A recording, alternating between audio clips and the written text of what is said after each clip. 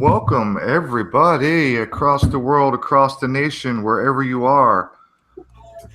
This is not Coast to Coast AM, and I am not George Norrie. Welcome, everybody. This is our little soiree, and hello to Amy, and hello, Bart, and what are we doing today? Did you unhighlight Bart this time? I just did. Thank you for reminding me. I was just about to say that. We are... Awesome. We are in business tonight. We Doing are well. We are as sharp as a beach ball and half as fun. What's been up with y'alls? Not much with me. I kept being reminded yesterday because I completely forgot that it was my birthday. Oh, happy birthday, Amy. And you know what? Skype is supposed to give me a notification unless you failed to fill out the proper forms. Well, I filled out the proper forms incorrectly. Well, then you can expect a happy birthday at the wrong Absolutely. That's what I figured. But for now, you should have gotten a notice on New Year's. But for now, happy age day. Yeah, if you want to be dishonest about your age, then changing the birth day isn't the way to do it. You got to do the year. No, I know. Okay. I have no problems with letting everybody know that I'm 27. 61. Whoa, 61. 61. Yes, I am. That's 19 upside down. So you've actually been all the way around the block, as they say.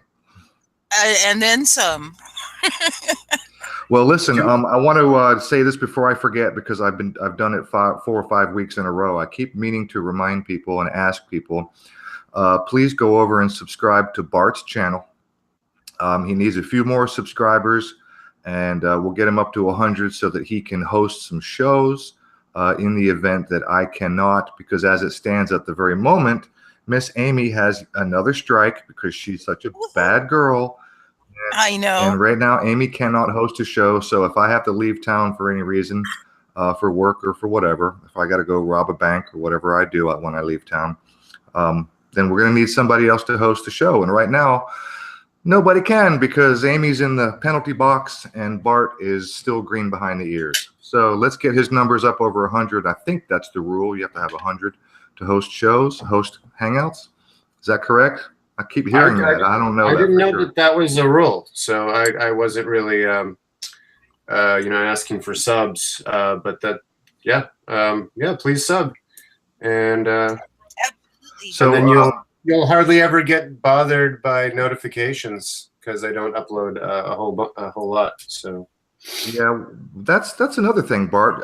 We've talked about this. You need to start producing videos on your geometry that you're working on. Absolutely, you should. Well, I'll tell you, I'm playing with an idea right now, which is to do sort of science and art, to redo your experiment that you recently posted using the magnets and the coins. Oh, I'm absolutely fascinated with that. So you want to redo it, huh? Did I screw something up? No. I just science, the scientific method, right? Somebody has runs an experiment. They show it to you.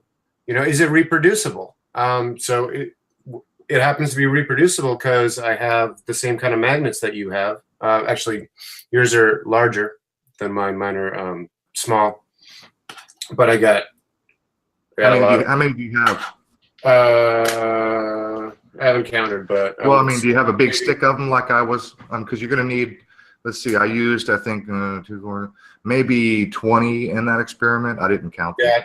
Yeah. I think I got like about 200. Oh, you got plenty there. Yeah, I can tell. But they're smaller, right? But so there'll be a variation on the experiment where, and if anybody wants to know what I'm talking about, go to Aaron's channel, and it's the 1 or 2 videos before this one in his videos. It's diamagnetism and gold recovery. Yep. Yeah. And so I also want to then do some variations using the spherical buckyball magnets. See if that makes any difference.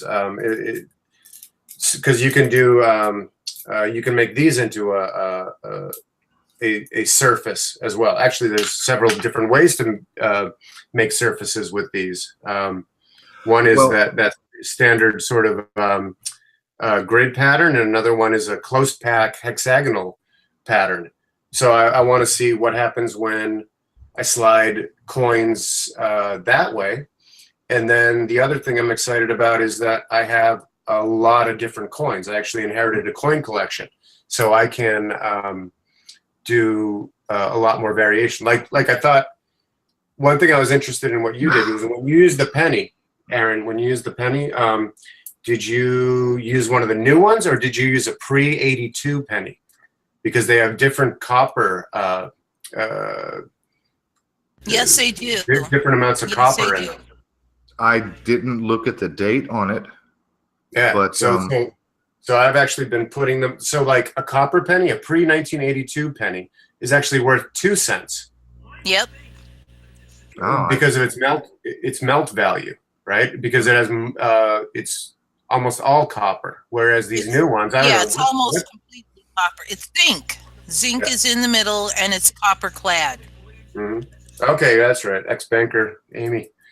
So it's zinc in the middle, and then copper clad. Okay.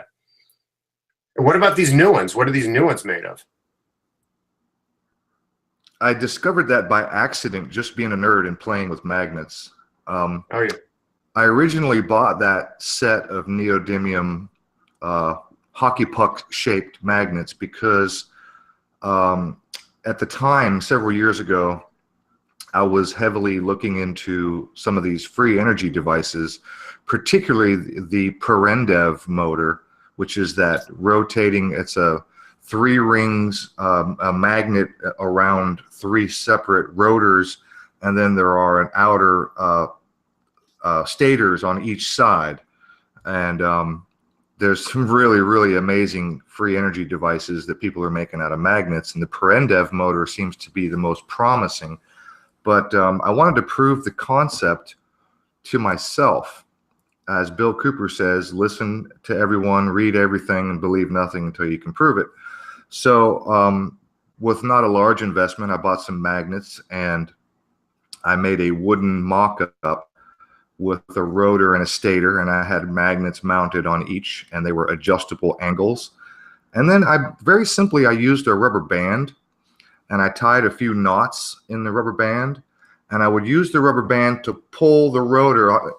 I'll use my camera, and I'll have to, okay, I've got a magnet here on a stator, and I've got a rotor with a magnet that will go either direction, and they were very close. Okay, I had them mounted real close. So basically, I would tug one direction with the rubber band, and then I would tug the other direction, and I was using magnetic shielding, and I could tell by how far the magnet stretched before one magnet would snap past the other. And so basically, I proved to myself, because it was quite obvious that the magnet or the rubber band had to stretch a lot farther, telling me that it took more pressure on one direction than it did going the other direction because of the magnetic shielding. So basically, I verified it myself. I made a little simple mock-up, and now what I need is to I need to get in with a machine shop, because it's going to require some very specific angles, and it's going to require some fairly expensive machine work to get one produced. But that's the reason I had those to begin with. And I just, tinkering like kids do, playing with magnets, I discovered by accident that I made this, made that slide like I did in the video. And so was sliding things down it just for fun. And a damn penny, if a penny, a nickel, a penny, a quarter, and a dime, all containing copper, would literally, like the video shows, it's just like 10 times slow motion. It would slide down.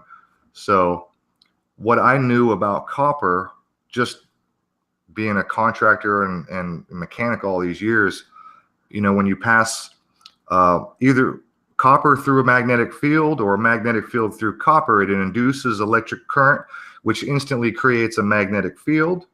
And so basically it's an instantaneous reaction, and the magnetic field in the copper causes an attraction to the other field magnets, the permanent magnets, and that's why you have the slowdown.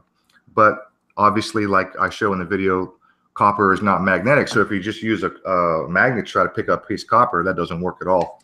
So I also do. That's what is intriguing about that demonstration is you go, okay, watch. I do this thing this way, and look, nothing's happening. Then I configure it this way, and watch as this unexpected thing happen. Right? You would not expect that to happen just because of this different configuration, and yet here it is acting out this way in the real world. And then that leads to further questions about what is going on. Do I understand this? Is this understandable? What does science say about it? What do electricians say about it? What would electrical engineers say about it? What would the explanations for why this is? What would they be? What would the interpretations be? And then maybe the interpretations don't work as well if you don't consider things like an electrical universe or ether theory or something like that. Then you're off and running studying that stuff. So yay for learning, and also yay for magnets. Magnets are fascinating. Yeah, no kidding. They are. And I was telling my friend earlier today, who was also interested in the subject, that the word for this phenomenon is called diamagnetism. So I looked up dia. Let me see if I can find it again, because it's not popping up like it did last time. There it is. Yeah, like dipole too. The prefix dia, D-I-A. Let me see if I can find the definition I had the other day. A prefix occurring in long words from Greek, like diabetes and dialect, and used in the formation of compound words to mean passing through. And then there's another example of diathermy, and then quotations, it means thoroughly or completely. Diuretic.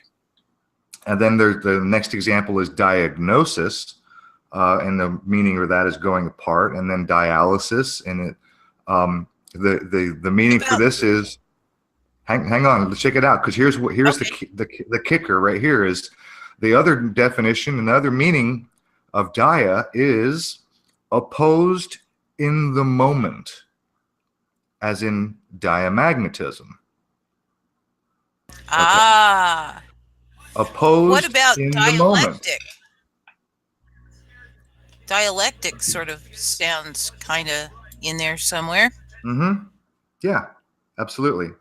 Well, and here's, I think, where language gets tricky. You can have a word or a prefix that actually somehow embodies a definition and the opposite of its definition, or perhaps a skew on its definition. Because, like, I like to break things down to like the simplest possible terms.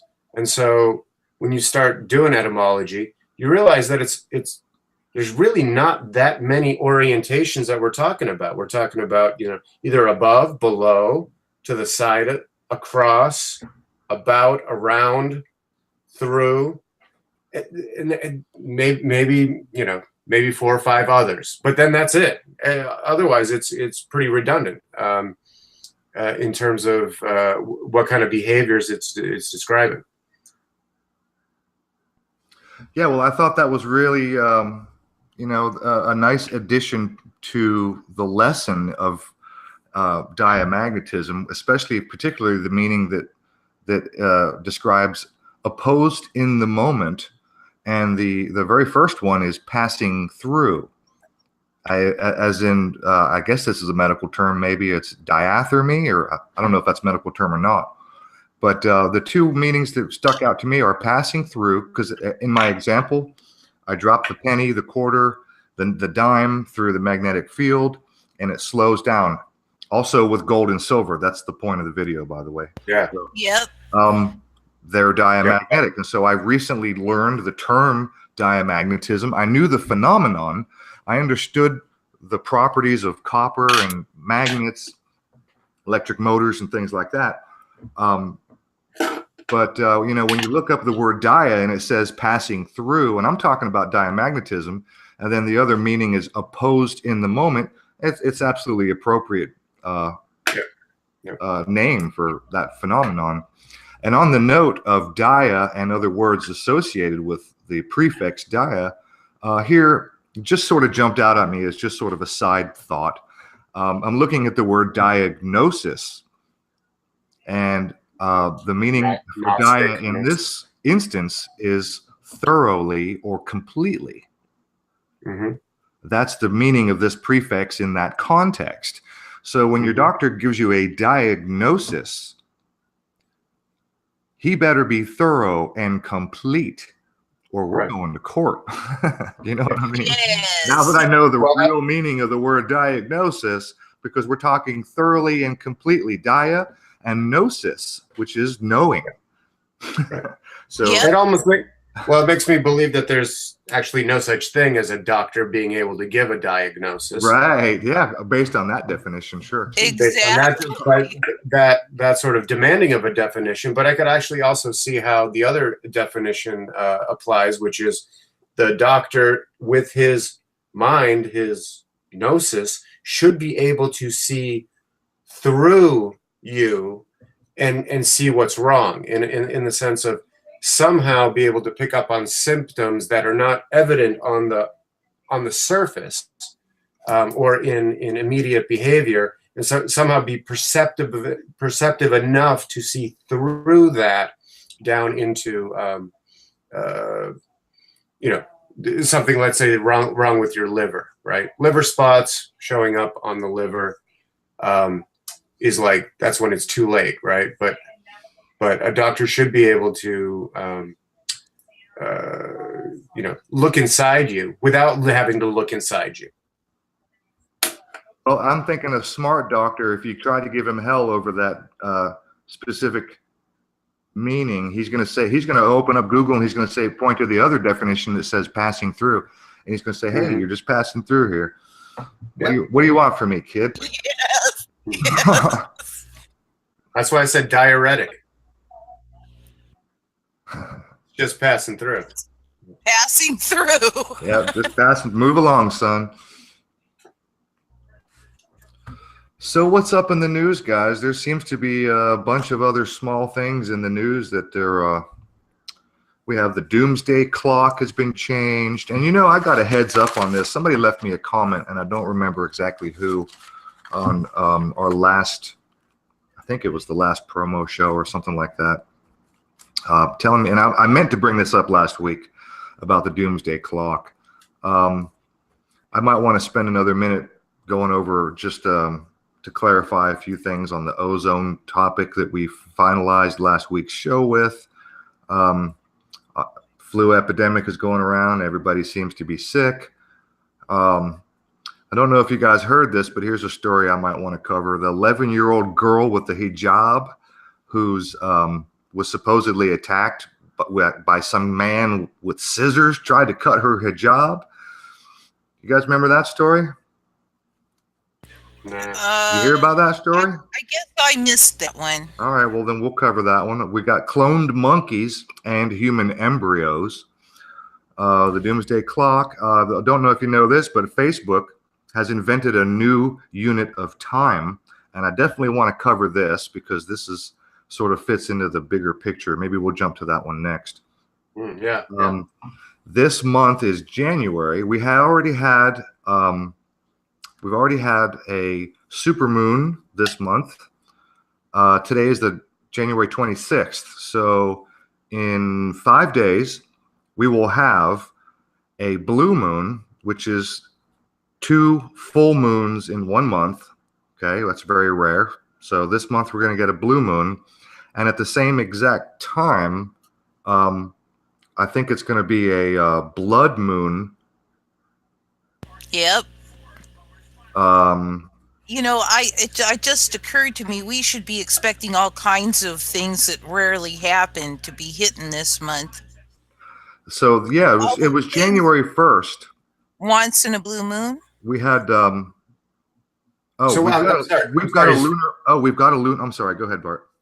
That's in January. January has that characteristic of the two moons, full moons. This January does. It's not typical.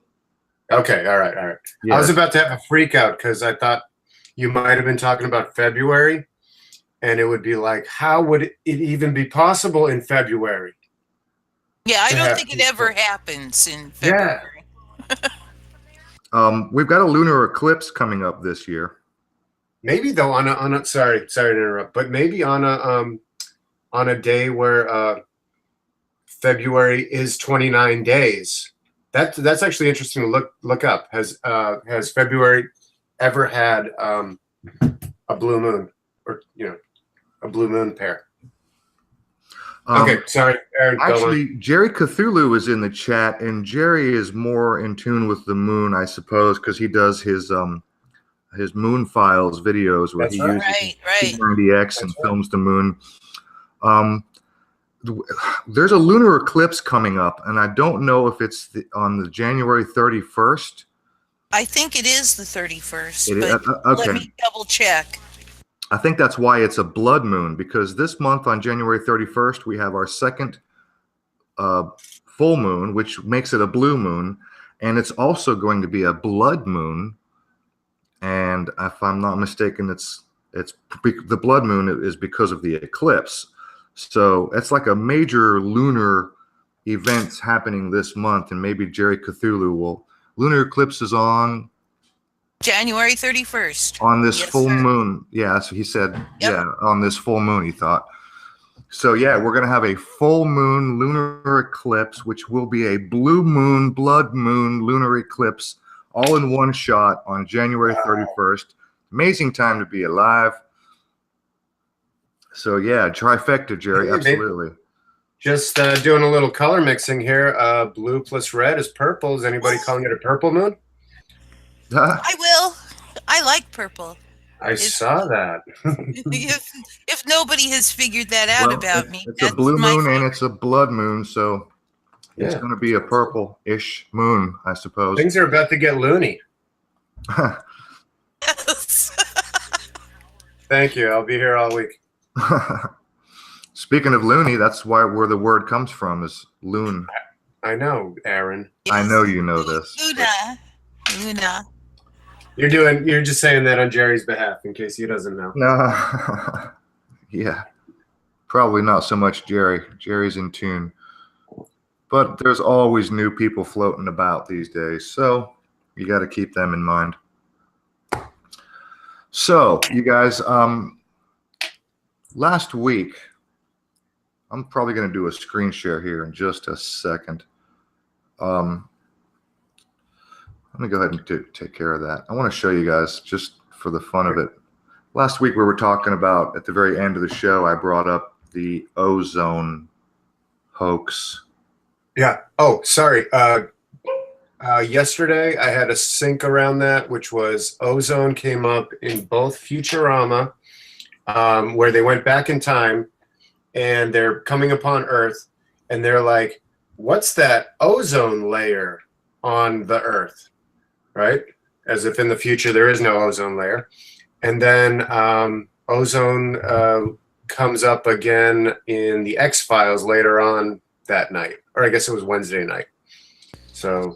Oh, Wow. it did. Yep.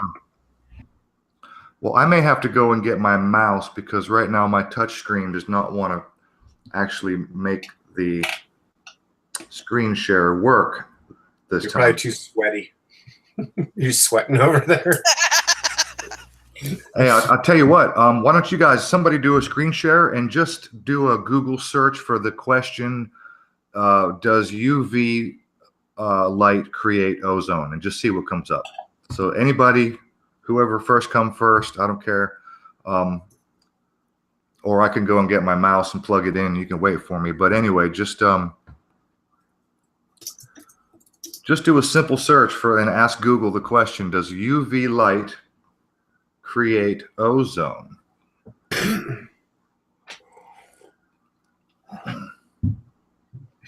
think everybody knows that it may or may not. I'm going to have to go get my mouse because there are some other things I want to share. Give me 2 seconds. Okay.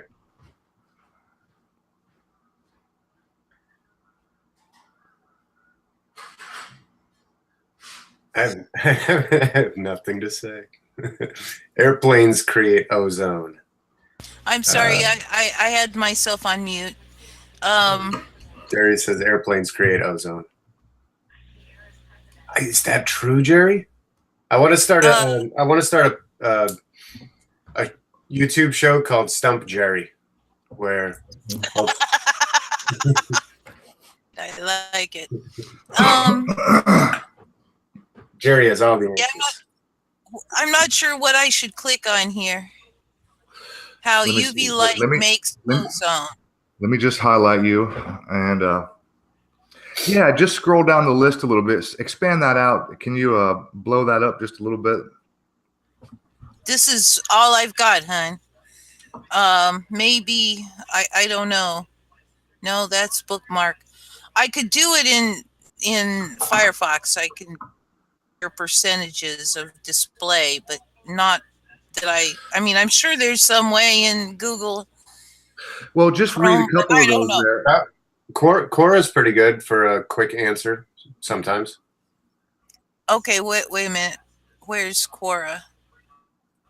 My computer is just not behaving Yeah. very. Yeah, just, Okay. Yeah, you had it. Quora. Just look at practically any one of those. You don't even have to open them up. Just read the little blurb below the headline there. Except, in fact, if you can find it, there's one from the FAA. It's the only one that disputes everybody else. When it comes to, there are ultraviolet air purifiers Oh, and how UV light makes ozone. So the bottom line is that we were told, like in the 80s and the 90s, that we're all going to die because we're all spraying too much hairspray and aerosol deodorant. So it was our fault. Of course, it wasn't the huge factories belching out the horrible toxic shit they belch out all day long in the gazillion of tons. Also that they misread the data. Or Yeah, misinterpreted the data. Yeah. Just an aside here. I think the double slit experiment came up last week.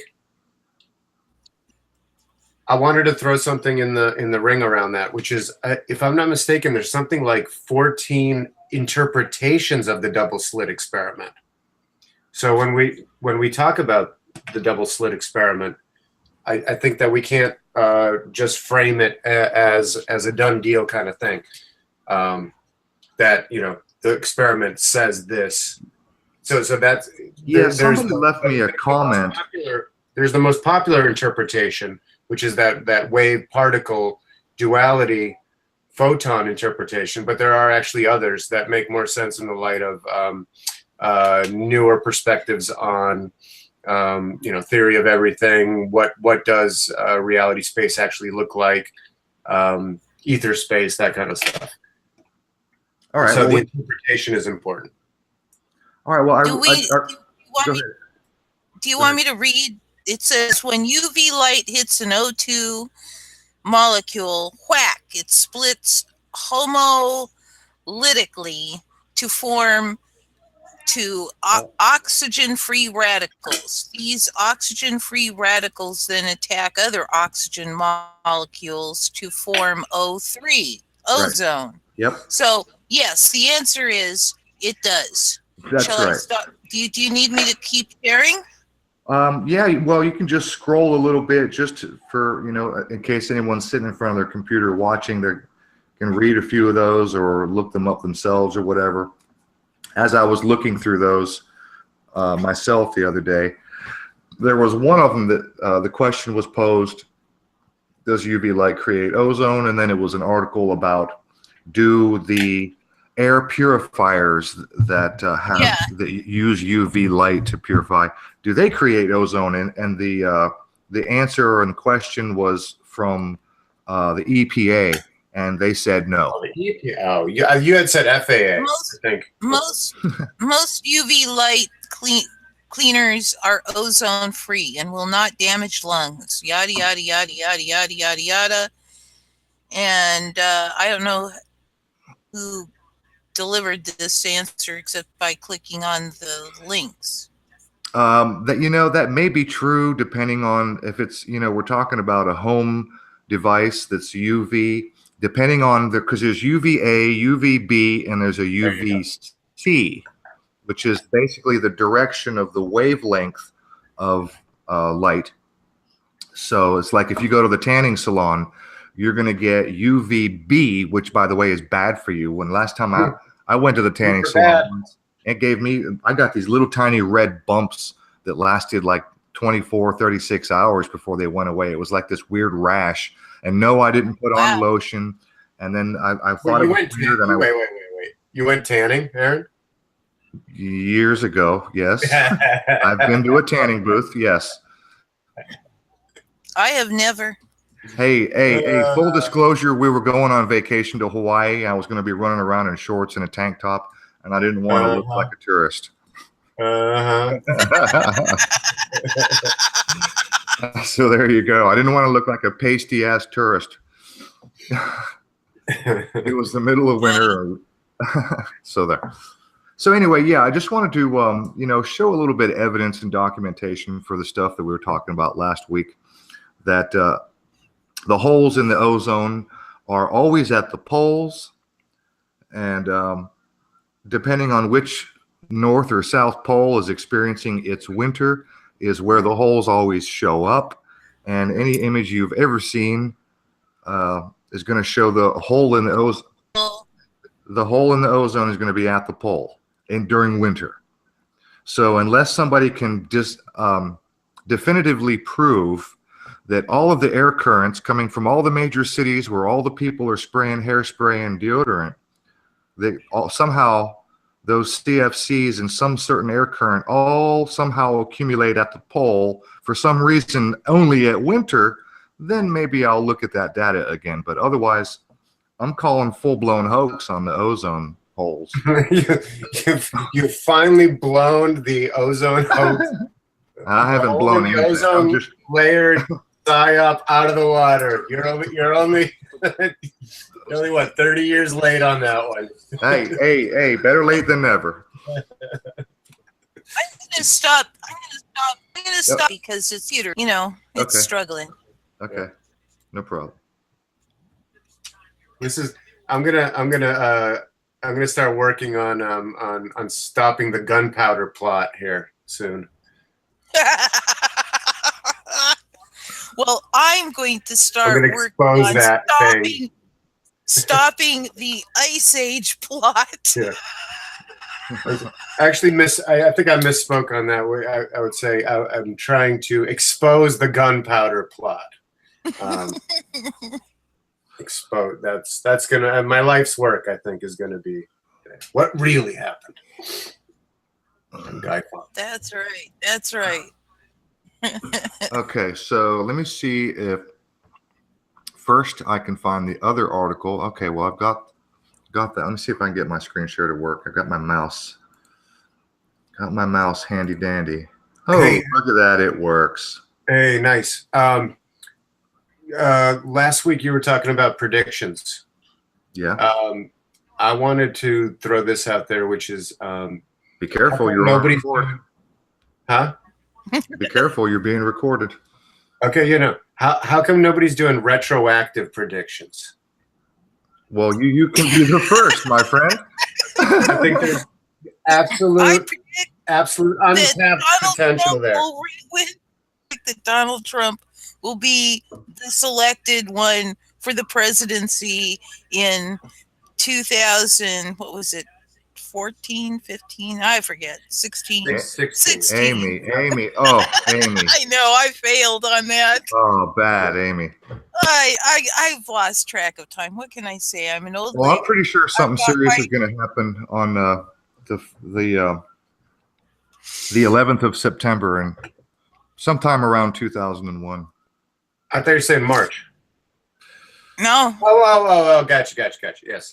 We're 11th of September. Yeah, I think okay. you might be right. Gotcha. You might be right. You're rolling. Probably in 2001. I predict. I hate when that happens, when somebody bounces my own joke back to me and I don't get it. Freaking.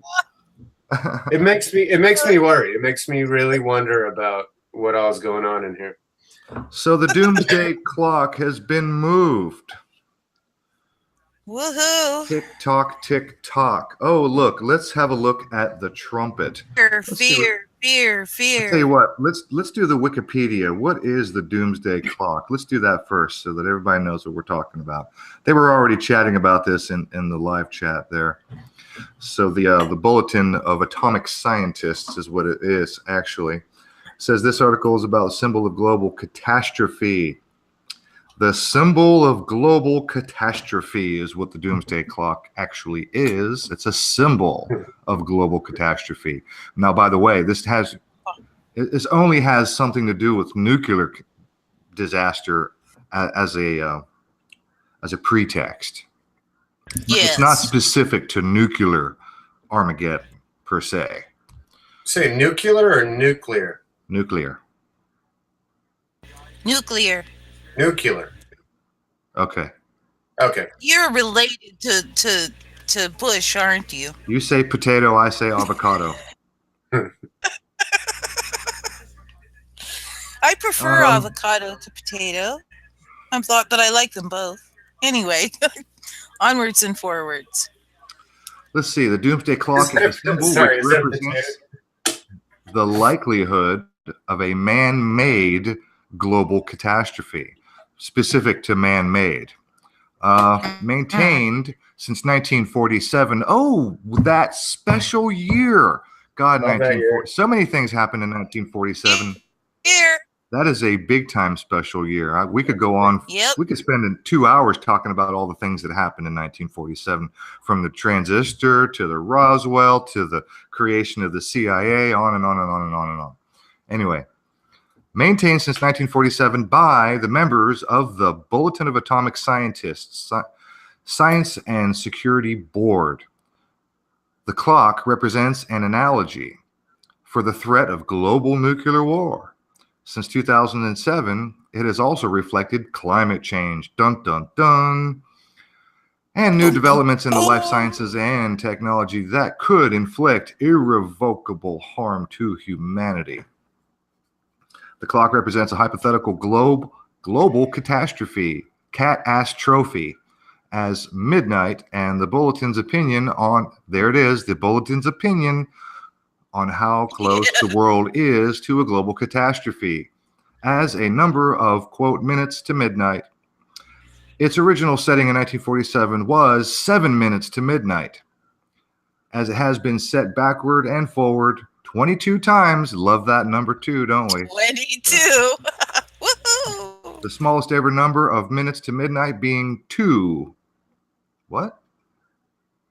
Really? 2? Yeah, And I the think largest, 17 in 1991. They moved it 17 minutes. Wow. Okay. A little knee jerk, a little jumpy, are we, Mr. Scientist? Mr. Scientist. As of January 2018, the clock is set at 2 minutes to midnight. Oh, they must have changed this already, because it was 2.5 minutes. Due to the global threat of nuclear war, the United States not being involved in world leadership roles, wait, what? What? And climate change, Oh, gods. this setting is the clock's joint closest approach to midnight since its introduction, only matched by that of 1953, which, by the way, was the height of the Cold War. Yep. Well, it's just a fear device. I think Mad Pie Man said it. Fear. Yeah, Yes, exactly. yes, that's all it's for. Oh my God, they changed it. I mean, all right. I'm done with it. Sounds like they're using words and clocks to make us think stuff. That might not be. Yeah, that's right. I'm beginning to become suspicious of this. But I had to jot this down. Patent pending, by the way. Doomsday potato clocks. I think that these are going to be huge.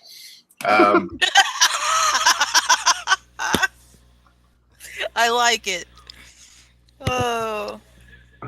Well, if you don't take a fork and poke some holes in it, you're going to have a doomsday potato. This is true. You got to let that pressure out. Yep. Yeah. Yep. Very true. So, just I don't know. I'll just grab one of these random headlines here and see what they have to say about it, because it's really like you guys already get it, man. You get it. This is fear, fear, fear. No, I don't want to sign up for your shit. Put that away. You know what?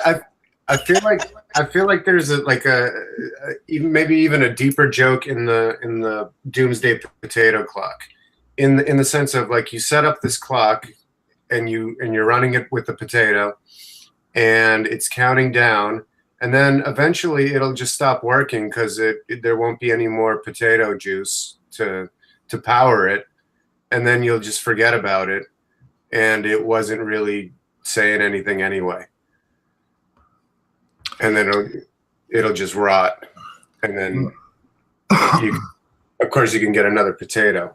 But I feel like automatically you would have to reset the clock then. Otherwise it's not fair. Fair? As my father told me many times, there's no such thing as fair. Oh, I think I use the word fair half the time. At least half the time I use it as a joke. Yes, I know. I'm just saying. I have that visceral, paternally prompted response. There should be a rhyme that goes with that. When I hear people say it's not fair, it's like, yeah, well, surprise. So let's see what the Washington Compost has to say. The doomsday clock is now just 2 minutes to midnight, the symbolic hour of the apocalypse. And to be honest with you guys, I'm actually looking, and I don't know if this is the one. There's an article running around blaming Trump for the whole. It's because Trump hasn't done enough. Like the other one said, that world leaders haven't done enough. Mm-hmm. Right. Let me see. Bulletin of atomic scientists advances symbolic doomsday clock a notch closer. 30 seconds. Called a grim assessment of the state of geopolitical affairs. By the way, I just want to let you know, I saw in that headline that midnight was in quotes, right? So I went over to thegematria.com and ran midnight, and in Jewish reduced, it's 45, which, who's the 45th president? I also see in LCH Kabbalah 91. Now, there's been 91 coded all over a lot of things recently. The Queen is 91. The Queen is 91. We had the 91 Harvest Festival in Las Vegas. And I forget now offhand the other 91s that we've seen. They might come back to mind, but at any rate, 91 is a big number. So, not that big. Not too surprised that we're seeing those numbers in this. Anyway, continue. I was going to say 91's not that big of a number. Like, it's not as big as 100. Well, you're right. 100's bigger. It is. But it's bigger than 23. It is. It is. So there. So here's one of the quotes that was given at this press conference. Quote, "There is little doubt that the risk that nuclear weapons may be used intentionally or because of miscalculation grew last year around the globe," Rosner, the Jew, said. Of course, we put the script in to make it look like this is happening. The decision to move the clock forward was motivated largely by the bulletin's sense of looming nuclear peril. Let me go back and face the peril. No, it's too perilous. But the danger is compounded by humanity's continued inaction on climate change. Humanity's inaction? Oh, good grief. Is it my fault again? What do I need to do to fix climate change? I already recycle. I don't use hairspray anymore. Yeah, really. What else would I got? What do you need me to do? Let me see. As well as vaguer concerns. Oh, vague concerns. Oh, okay. They moved the clock. It's kind of vague, but the clouds rolled in. It was Tuesday. We didn't want to get out of bed. We weren't feeling that great, so we just moved it forward because.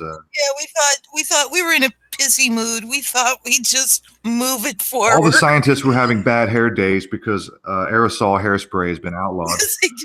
That's right. They didn't have their hairspray. Oh, God. So I just think it's kind of funny that this doomsday clock is run by a bunch of scientists who have very little to do with politics. They're no more involved in politics than you and I. They're all on the sidelines reading headlines this week. I'm going to say that that's probably not true. I think the same ones that own everything else on our planet own those scientists. And they will say whatever they're told to say. Oh, look, another Jew. Quote, "I think it would be very hard for the clock to not move forward," said Alex Wellerstein, who specializes in the history of nuclear weapons and at the Stevens Institute of Technology. So, okay, this doomsday bulletin of atomic scientists, it's headed up by somewhere I think I read it said 15 Nobel laureates. Okay, so they're top scientists in their field. So what? Well, but they're the top scientists in fake science. So this guy specializes in the history of nuclear weapons. And he's the guy. So why? Just because you're specialized in the history of nuclear weapons doesn't make you an authority on whether or not we're any closer to actual nuclear war. Well, I mean, yeah. Oh, okay, Aaron, you gotta back off that one just a smidge. Like, if that's what the guy studies, then yeah, but sort of by definition. Wait, he might. Are you joking? He's a better authority than the average Joe. I'm just defending the. Are you being sarcastic again? No, because honestly, we're talking about a guy who specializes in the history of nuclear weapons. The history of nuclear weapons has absolutely nothing to do with whether or not we're actually closer to someone sending an actual nuclear bomb and starting a nuclear war. I agree. Just knowing the history. Say that it could. No. Well, I'll take a guy who knows. I could see that if he knows the history, he would recognize signs that led to, what went down, and might be able to therefore the current situation. But by the same token, since we know it's all fake, yada yada BS, it doesn't really matter what his credentials are. Yeah, let's just call it Trump's. Sure, and I think I made that point, which is these are the top leaders in fake science, right? So what's the value of that? But I'm really still intrigued by this. Like, there actually are no nuclear weapons possibility. Just because you see a big giant explosion somewhere doesn't necessarily mean that was a nuclear weapon. Yes, well, I have looked at some of the footage of presumed tests, Right. and you sit there and you watch these what really look to me more like little models being Yeah, yeah, put away, yeah. Some of them are and certainly then models. you have to sit there and ask yourself, well, where is this camera located that it doesn't have any effect on the camera? No, I've got problems with that. Yeah, Thing. yeah. No, you're overthinking it, Amy. You're reaching reasonable conclusions. We can't have that. I know. I'm guilty as Yep. charged. Oh dear. Anyway, yeah. So I don't know where to place the probabilities on nuclear weapons, but I keep coming back to the idea that if there were a group of people who wanted everything that we believed to be wrong, then creating the illusion of this horrific thing would serve definitely towards that purpose if they could convince us it's real and it's not. Yep, yep. That's and so and it does marvelously to add to fear, right? Yep. Because Yep. golly gee, they can put up a clock and say, oh look, we're 2 minutes from midnight. And Sure. They're scientists. You better believe them. They're scientists. the people who believe all of it will go, panic, fear. Yep. Oh my gosh, I'm so scared. I feel like we're in a Go ahead, Bart. like we're in a new paradigm, though. At least in that when they trot out the scientists, they're not all in lab coats, because that used to be the standard thing, right? Scientists had to have the white lab coat. Medical doctor had to have. Now some of them are coming out, dressed in like, some sweater vests, and so they're totally blending in better, and they're being more realistic about their propaganda. So that's good.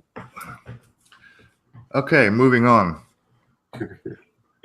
I love when you do that, Aaron. I make a comment. Yeah, moving on.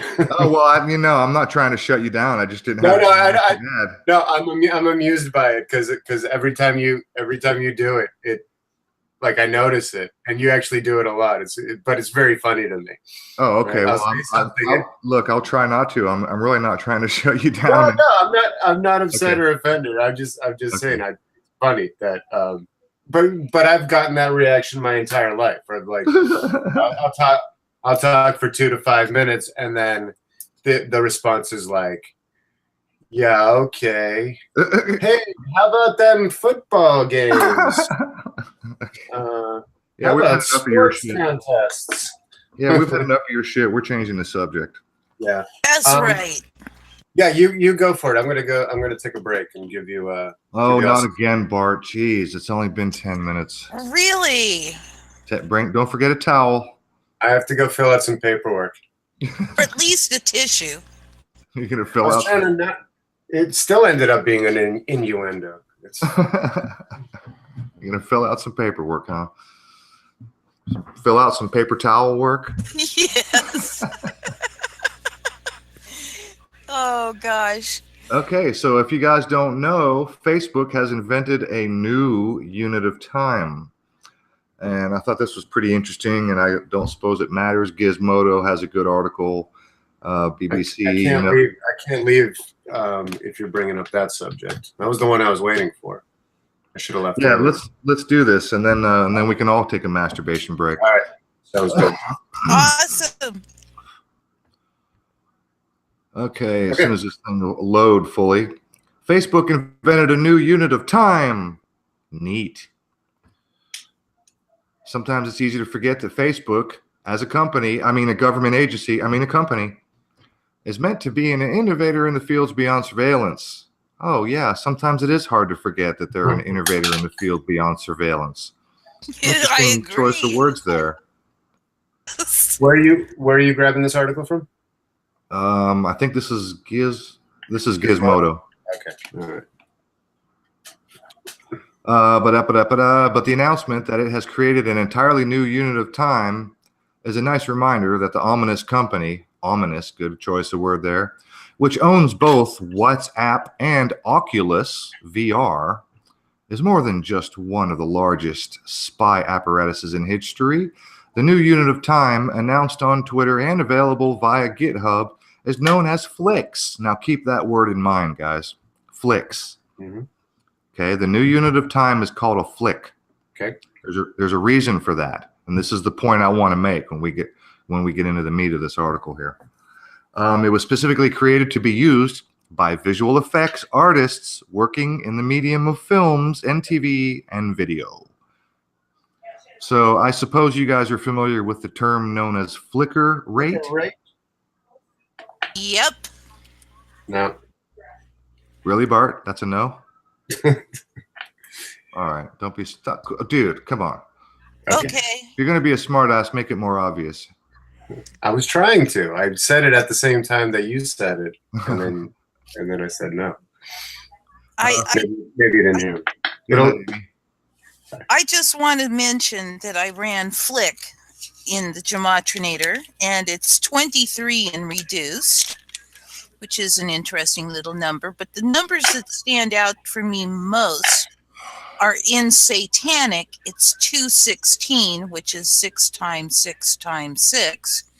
And in Trigonal, it's 216, which means it's got double gematria of 6 times 6 times 6. I'm sure that was just a coincidence, though. Yeah, nothing to see here. Mm-hmm. So here in Facebook open source, I guess that's their Twitter account, we've launched Flix, a unit of time slightly larger than a nanosecond that exactly subdivides media frame rates and sampling frequencies. Mm-hmm. So somewhere down here, they're going to tell you the number associated. It's like 1 in 700 million. It's just slightly, I think, what, larger or smaller than a nanosecond. Programmers will sometimes work in nanoseconds, but working in nanoseconds can result in some messy math and coding, as they aren't easily converted to standard video frame rates. By the way, just really quick. Okay, yeah, I can see that. I put in with a capital F, Flix, plural. And in a single reduction, we have 33. In English ordinal, we have 60. In Francis Bacon, we have 86. And in Frank Baconus, those are the two that take into account the capital letters, we have 119, okay, which we know is 911. Well, look, we know that Facebook, Zuckerberg is being credited. I don't think this guy could write a single line of code, from what I keep hearing from people who know more than me. He's just the actor on the stage. Yeah, he's like Tom from MySpace, right? There's no such thing as Tom from MySpace. Right. It is the smallest unit of time, which is larger than a nanosecond. Somewhere down here, it actually should give me the number. Where was it? I saw it somewhere. Let me go back. But anyway, I found this to be interesting because when you consider the frame rates of TV and video, and particularly the virtual reality, which is being credited to Facebook, the VR headsets. Mm-hmm. Yep. When you consider the frame rate and how the brain interacts with those frame rates are designed specifically for the human brain, according to the brain's natural ability to basically, flick. That's a good choice of words. Yep. They so harmonize with the brain's vibrations. So I guess their ability to hypnotize people is not good enough for some reason. They've created Apparently. a flick. Where did it go? There it is. 1 in 705,600,000ths of a second. Let's look at this BBC article here.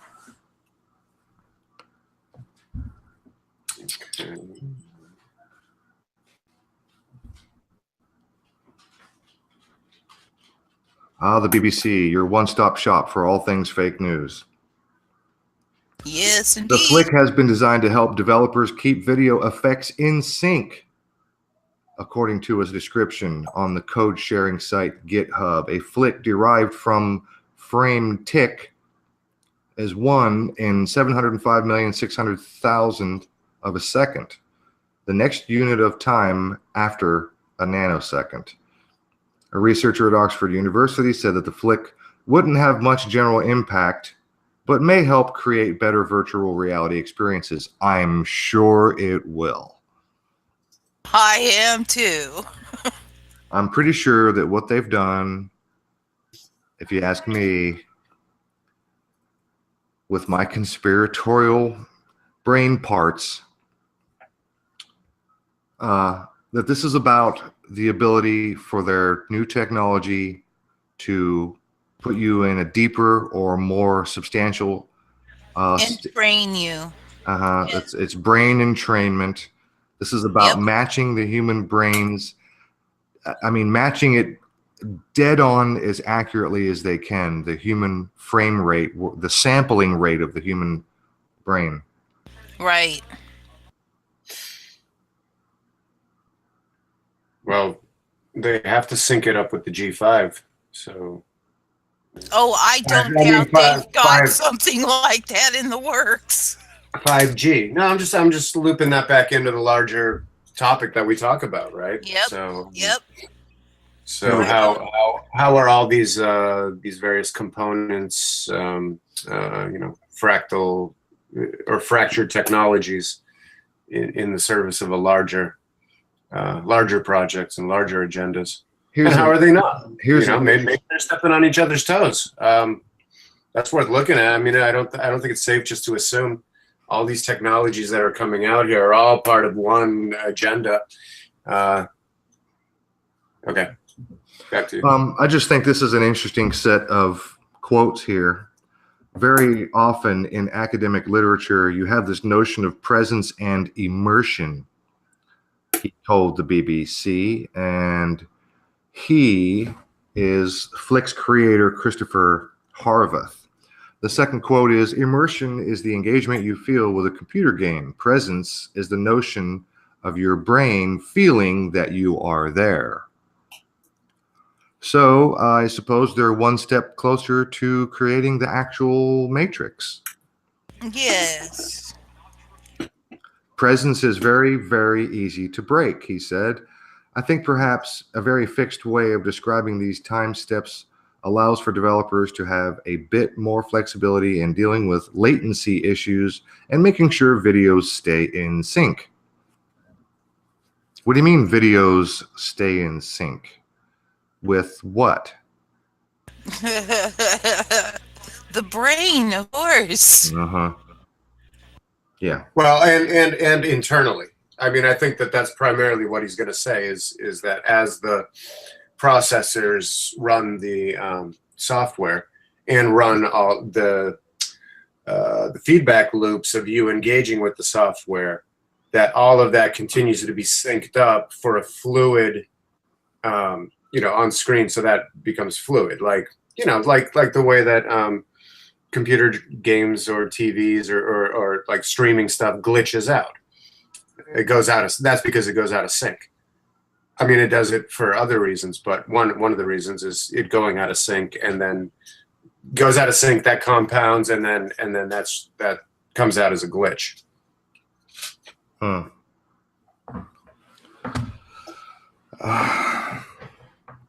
don't even know how else to frame that. With the frame rate.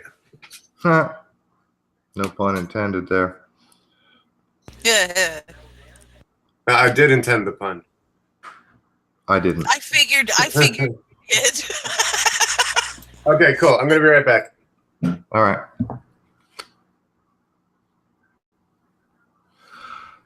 Well, so there's that story.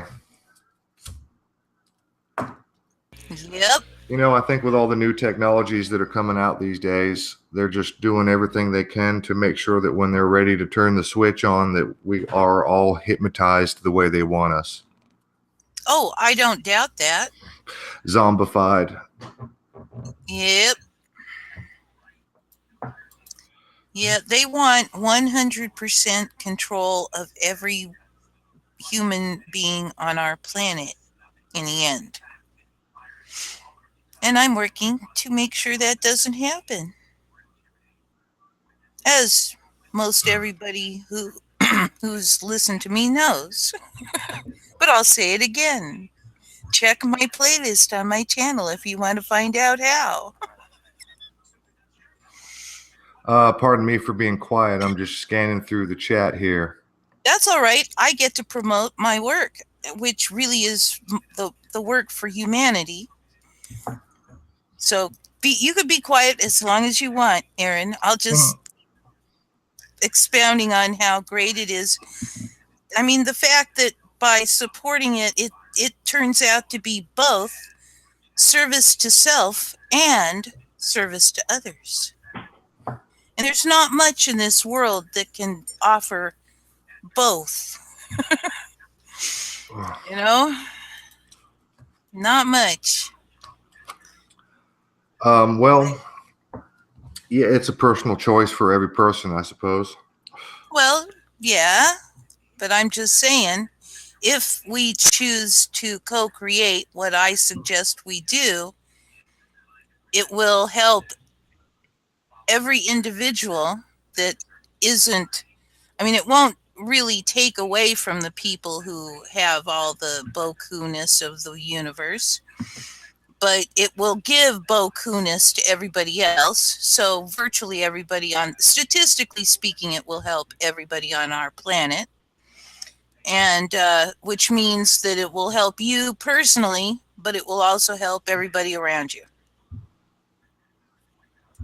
So, no, Amy is not in charge in Amy's world. There's no one in charge. It's ethical anarchy in a solutocracy, Jerry. Jerry just put in there saying Amy's world where Amy is in charge. No, the whole point is I want to get it going, and then I'm going to go off and do what I want to do, which I can't afford to do right now because I'm riveted by poverty. So you should watch my playlist, Jerry. It's less than an hour. It really is not a whole lot of watching to do. Well, my browser. You should watch my playlist, Jerry. It's less. Oh, we're getting echo. It really is not a whole lot of. Well, I hope I don't get kicked out. Let me see. Let me make sure that. Can you hear me right now? Yeah, I can hear you. All right, my computer is starting to glitch on me a little bit. I hope I don't get kicked out of my own Hangout. Well, I hope not too, because. Hang on. You've got your. Hang on. There we go. That should do it. All right, I'm just trying to pull up this other article. This other article about cloned monkeys and human embryos. Cloned monkeys and human embryos. Mm-hmm. From the trusted news network known as CNN.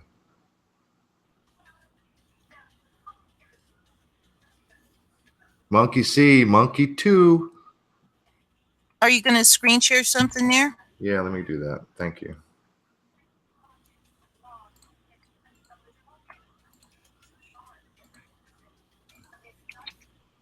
There we go. Monkey C, Monkey 2. Scientists cloned monkeys using technique that created Dolly, the sheep. At last. Oh my goodness.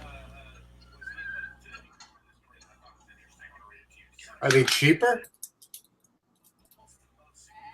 Or are they more expensive? The clones. I figured like it's only a good business model if the clones are cheaper.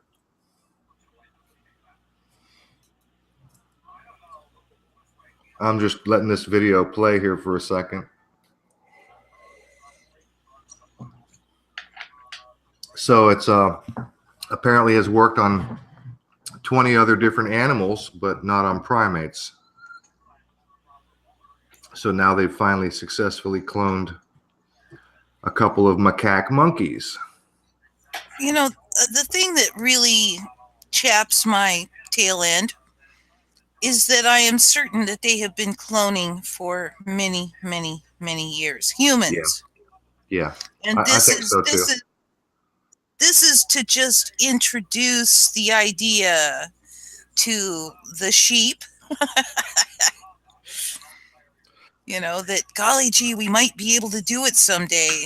Yeah, right. You've been doing it for a very long time. In fact, somebody was saying that they thought they've been doing cloning since Egypt, which, you know, conceivable. I don't know where I'd place the probabilities on that. But well, you know, if you're doing research into the Nephilim and shit like that, then you know, you may be inclined to, you know, go that route. But and you know, it's interesting stuff to look into, but until I see some real proof of it, that's all it is a story to me.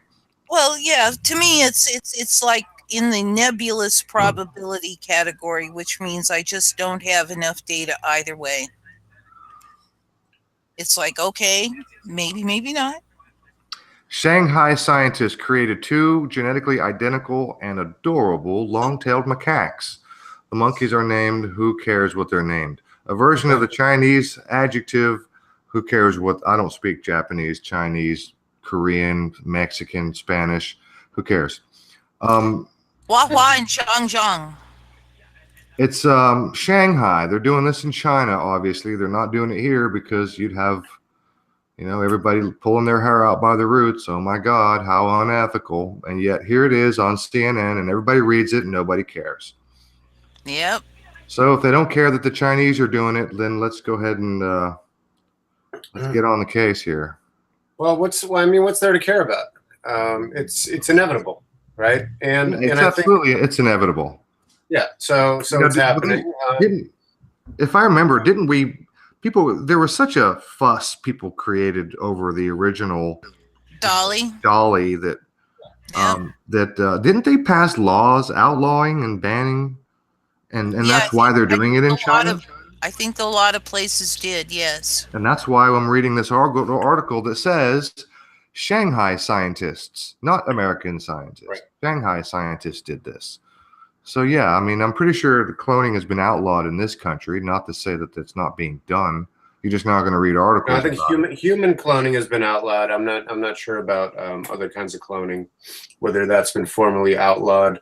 I think it's important to raise the distinction between what's legal and what's lawful.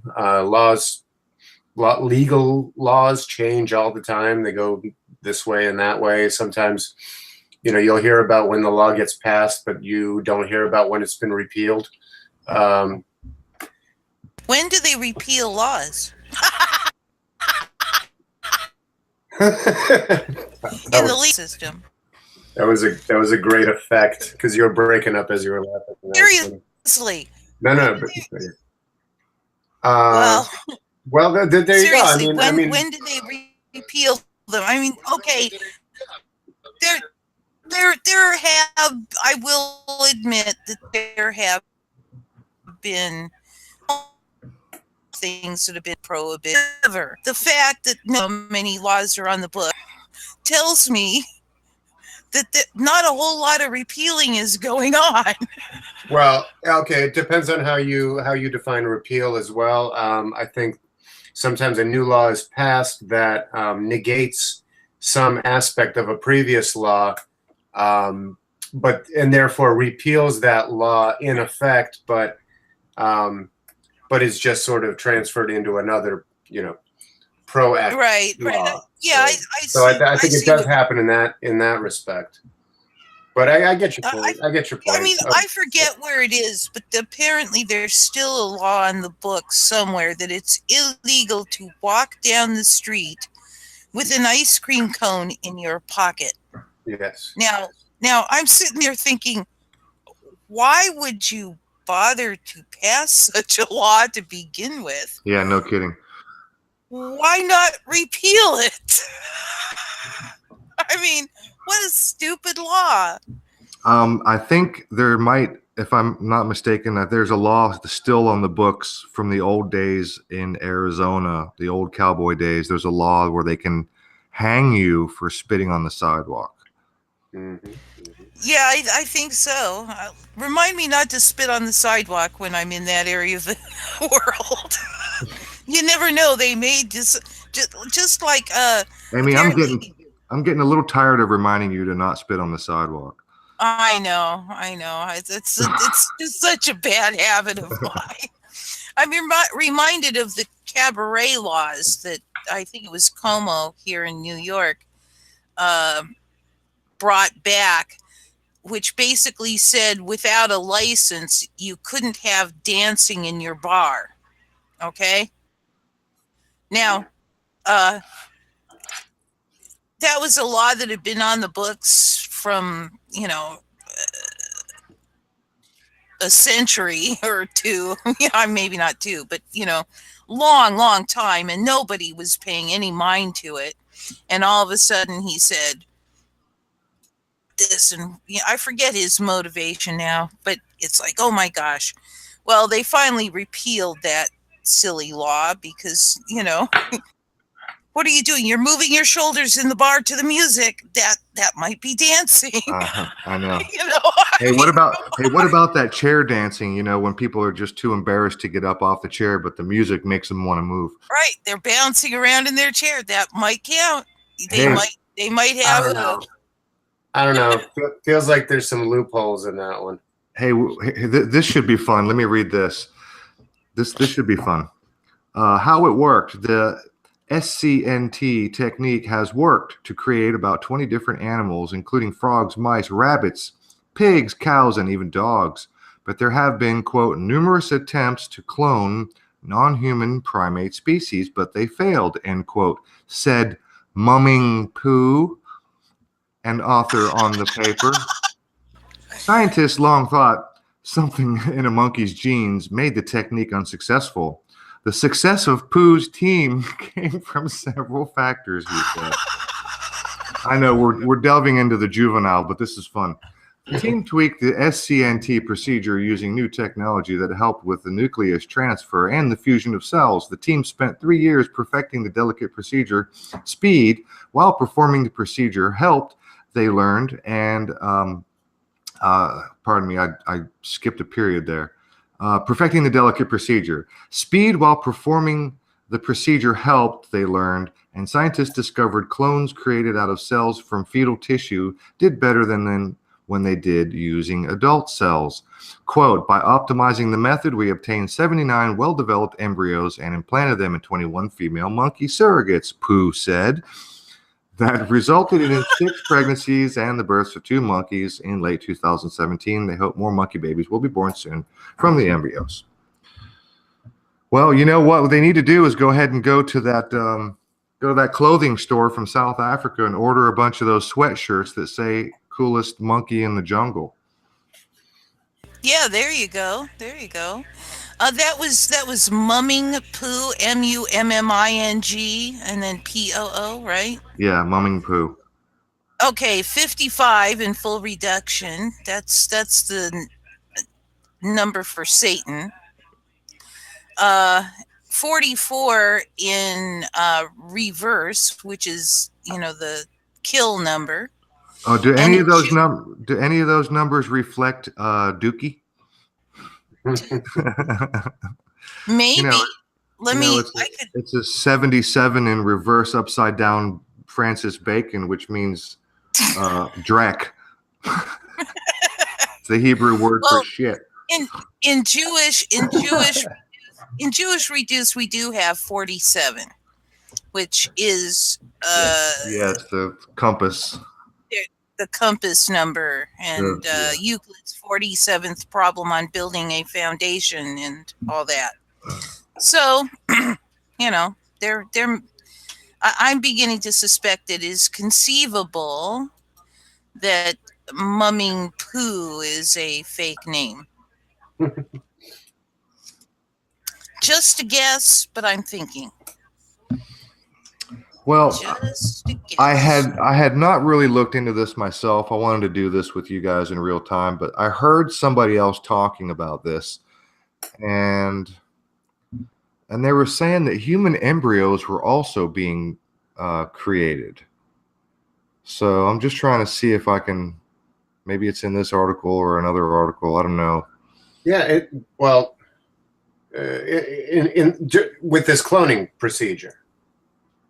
Because I mean, embryos, like there's been fertilization of humans for some time now, right? In vitro fertilization, but it's done missionary style,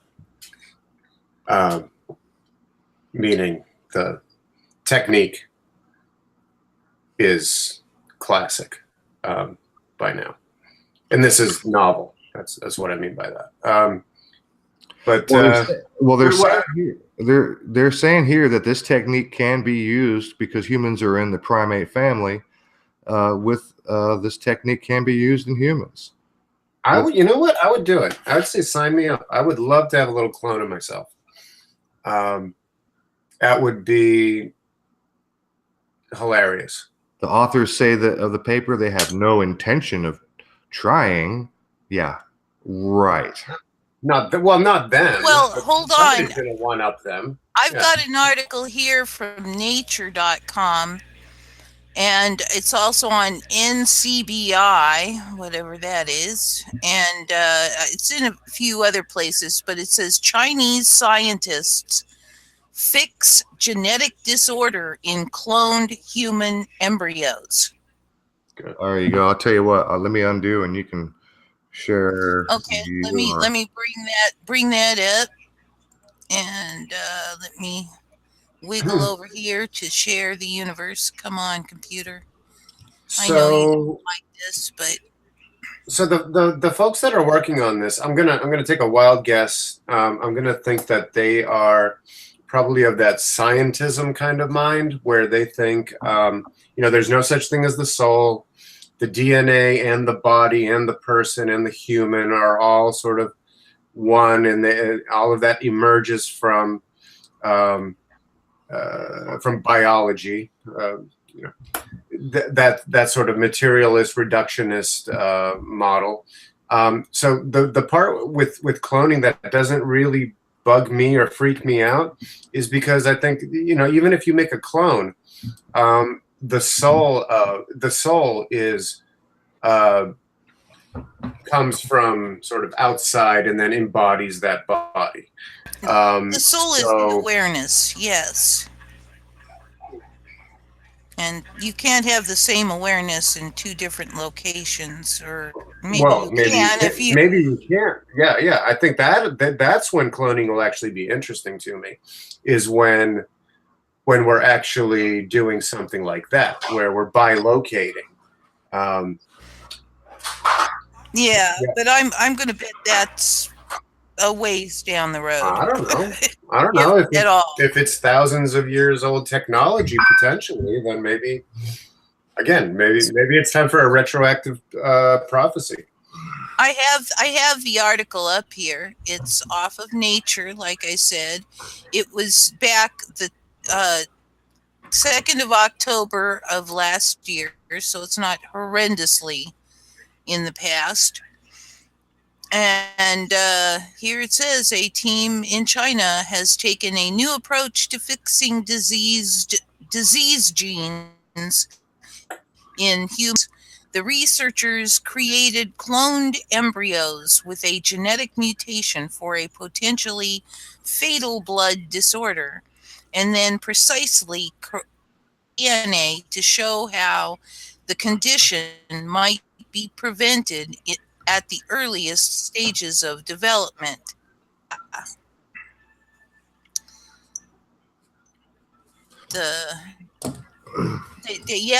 They've messed around with cloned human embryos. So they've already created and cloned humans, according to that article. Yep. Well, at least the embryos. Well, yeah, but what's the difference? What's the difference? Well, I mean, I think A warm box. Well, to it could put be in. argued. Yeah. A watering pot and some plenty of sunshine in the kitchen window, and it'll grow. Yeah. But I think that this is where you get the letter of the law, the spirit of the law, right? How do you define these things, right? Does birth begin? I mean, does life begin at conception? Does it begin at birth? Or does it begin sometime after birth, right? Because in some ways, if the baby doesn't come out unneeding things, like a human baby doesn't come out like an antelope baby, right, or a deer baby, plops up within an hour or faster. I think in some cases, maybe within a couple of minutes, it's standing, it's ready to run away, and it's perfectly prepared to eat, to start eating grass. Right. And then maybe it gets some degree of milk from the mom, but could probably survive without that milk. Probably makes it stronger, passes on antibodies, that kind of stuff, if it does drink the milk, but could potentially survive if it were separated, or bambied, as it were. So the question that I'm bringing up is the idea of, is a human embryo a human? I kind of think that, like, in order to be human, you have to at least get to age 3 or 4. You have to at least have a social security number and a. No. That's all. Yeah, no, I get what you're saying, but that's all layers on top of it. I'm talking like strictly biologically. No, I'm being a smart ass. Go ahead. Yeah. To a point. Can I sneak in with a little smart ass? You can unhighlight me now, Aaron. Go ahead, Aaron. I shared and then I'm done. Except I didn't see it. It didn't pop up, at least for me. Maybe it will on the video. Yeah, I didn't see anything shared. I saw it. I saw it when I went back and looked at the show. It didn't pop up initially, but then I went, oh, it didn't take my click. So then go ahead with your sarcasm. I got 2 things I want to add. I'm done. Oh, well, you said you had something sarcastic you wanted to. No, I was just being. Okay. Just being sarcastic about her sarcasm. Yeah. Okay, well, here's a fun fact, and I just learned this, and it's not important, but it's just a stupid fun fact that it's only slightly related because we're talking about genetics. I imagine Bart is, and I'm going to imagine Amy is not familiar with the movie Gattaca. Oh, yeah. Actually, yes. That's one film I actually have watched more than once. Okay. Can you spell the title of that video or movie? Gatt. I can't remember whether there's a double T or not. There is a double T. Yeah, Gattica. ACA.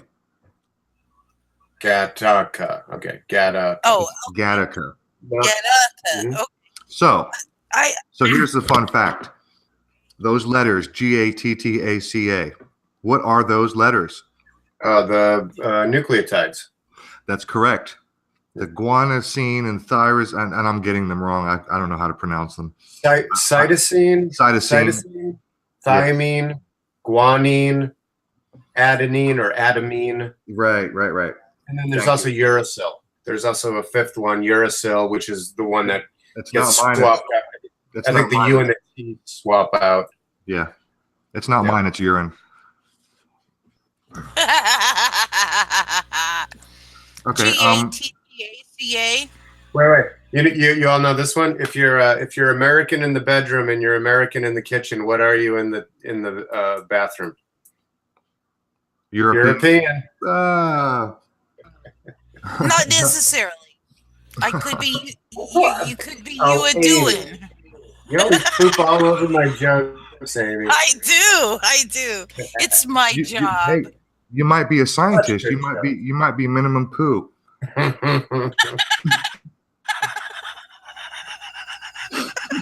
Oh, good times. See, and Aaron, hey, we're doing science. You said that you're not here to entertain. Right. I think we are here to entertain, or at least entertain each other. Absolutely. Okay. Now my sides are hurting. And our legion of fans. Our legion of fans as well. We love you. Okay, so the other thing I want to say before too much time rolls on, because in the live chat, they were talking about, Lady Zaga and some other folks were talking about the movie and the phenomenon. The movie is called 13 Grams, where ostensibly someone measured the soul. 21 grams. Is it 21? Yeah. Pretty sure. Well, you can argue with... Go ahead. Go on. I think it's Lady Zaga. But anyway, Lady Zaga said it was 13 grams, but you guys can argue that one out. I don't care. The point is, 13 grams is just a smidge under an ounce, which is not a lightweight. I mean, I've held ounce of gold and I've held ounce of other things.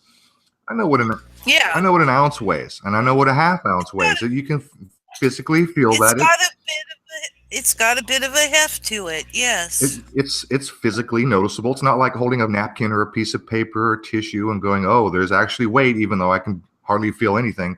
You can actually feel it pretty significantly. So my question is, and I don't want to run anybody off. I don't want to put anybody off because, and I'm not poo-pooing the idea of a soul.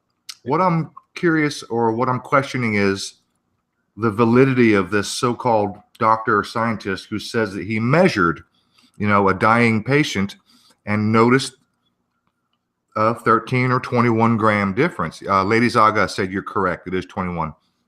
Yeah. So, yes, Mad Pie Man. More than an ounce. And we'll just leave it there. Yes, Mad Pie Man. We'll leave it there. So my question, I'm really questioning. I'm not questioning the validity of the soul. Okay, I get it. Okay, I'm a spiritual being as well, and there may or may not be a soul. Maybe we're using the wrong word. Maybe we haven't quite even come close to defining what it really is. But I'm really wondering, does anybody actually believe that this spiritual aspect known as the soul actually has physical mass and or weight, which can be measured to the tune of 21 grams? And by the way, 21 is a lot closer to a freaking ounce. So that's considerably more significant than 13 grams. Yes. Well, so does anyone believe that your soul actually has measurable weight to that account? Well, I don't believe or disbelieve anything. But as far as probabilities go, I would say that the probabilities that it would be measured to that extent are extremely low. I'll tell you what. Okay, I'll tell you what I think. What I think is this: let's say the measurement is correct. 21 it's not ounces, grams of something is now missing.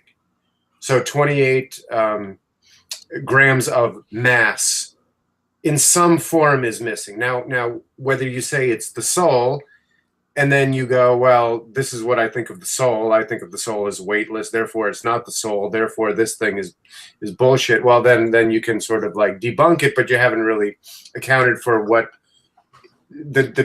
I'm saying. Let's assume the 21 grams is missing, like that is verifiable. And let's say that you do it 100 times and it's between 20 and 22 consistently, right? So it's there.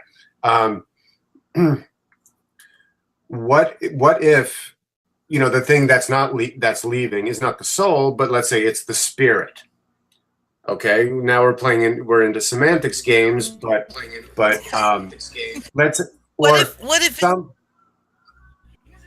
Go ahead. what if it's the parasites? You could, yeah. Well, I'm thinking, what all could it be? Could it be evaporation? Could it be like suddenly the electrical charge changes, and now there's less? Because I think that this has something to do with gravity and a misunderstanding of gravity. I think that we are electromagnetic beings, and I think a good amount of what we call gravity is us sort of being gravitationally attracted to a lower level, right? So I'm not speaking that well, but and we can come back to that idea. But I imagine, what if the thing that's gone is like the charge? All right, if you can imagine an electromagnet that when it has a current running through it, it will pull up a piece of metal, stop running the current through it, and it won't pull up the piece of metal, right? So the thing that leaves, maybe the current, doesn't actually have a whole bunch of mass to it, but the effect of it leaving is this reduction in mass. That's what comes to mind as a potential answer and a potential avenue of exploration for me. Right.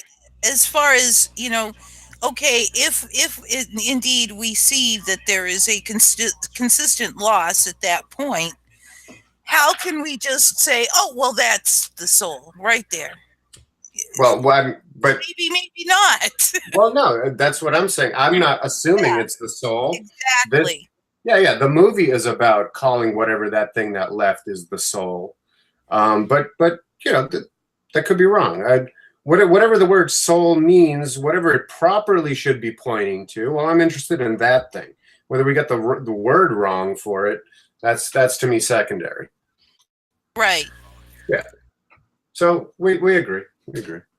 Yes, we do. I wasn't trying.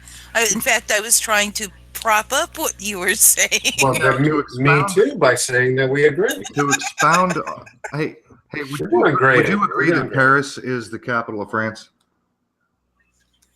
I would say that that's what most people would say is the case. Well, good. Then we're back in agreement. Yeah, I think so. Screwed up Today my joke, it is. Amy. You screwed up my joke. You were just supposed to simply say yes. But anyway. Oh, okay. I'm so sorry. Yeah, we're full of bad jokes tonight. Look. Oh, I got one for you. It's not actually a joke. It's do you spell the capital? I mean, do you pronounce the capital of New Orleans of Louisiana, New Orleans or New Orleans? I pronounce it the way the Cajuns do, Nolans. That's how I pronounce it, Nolans. Oh well, because I pronounce it Baton Rouge. Ah. I should have known that. I used to have all the capitals memorized when I was a kid. Hey, that's a good one, right? Yeah. All right. Well, I got one for you, Bart. Real quick, just for fun, because we're on a roll here tonight. If YES spells what? Yes. What does EYES spell? Use.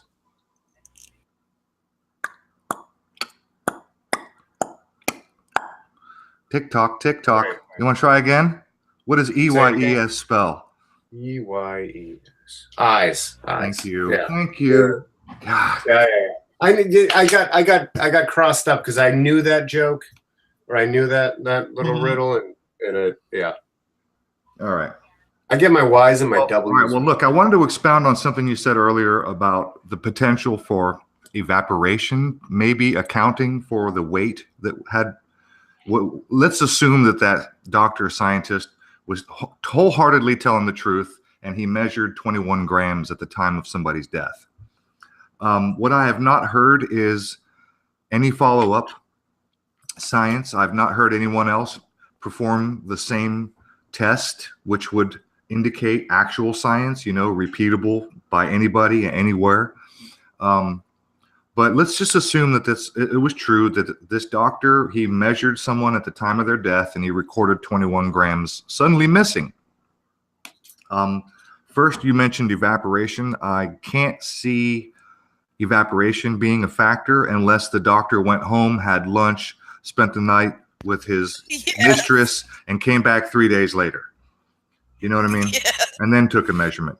However, what I wanted to say was, I'm not sure how to approach this, but we do know that when people die, their bowels and their bladders loosen. And so maybe the dead person leaked a little urine that dripped on the floor that accounted for 21 grams, maybe? That could easily be. Yeah, maybe they noticed it and ignored it, or maybe they didn't notice it and thought, oh my God, we measured something here. Yes, I think that's the most obvious sort of avenue. I imagine that they might not have made a movie if they sort of just double checked those things. Wait. But then wait. Did you That's just say you can't imagine they would make a movie unless it was? No, then I backtracked immediately. I realized what I said. And I was Have you seen the movie on Boston bombing? No, I can't. Is that with? No, I can't either. Don't go there. Is that with Marky Mark?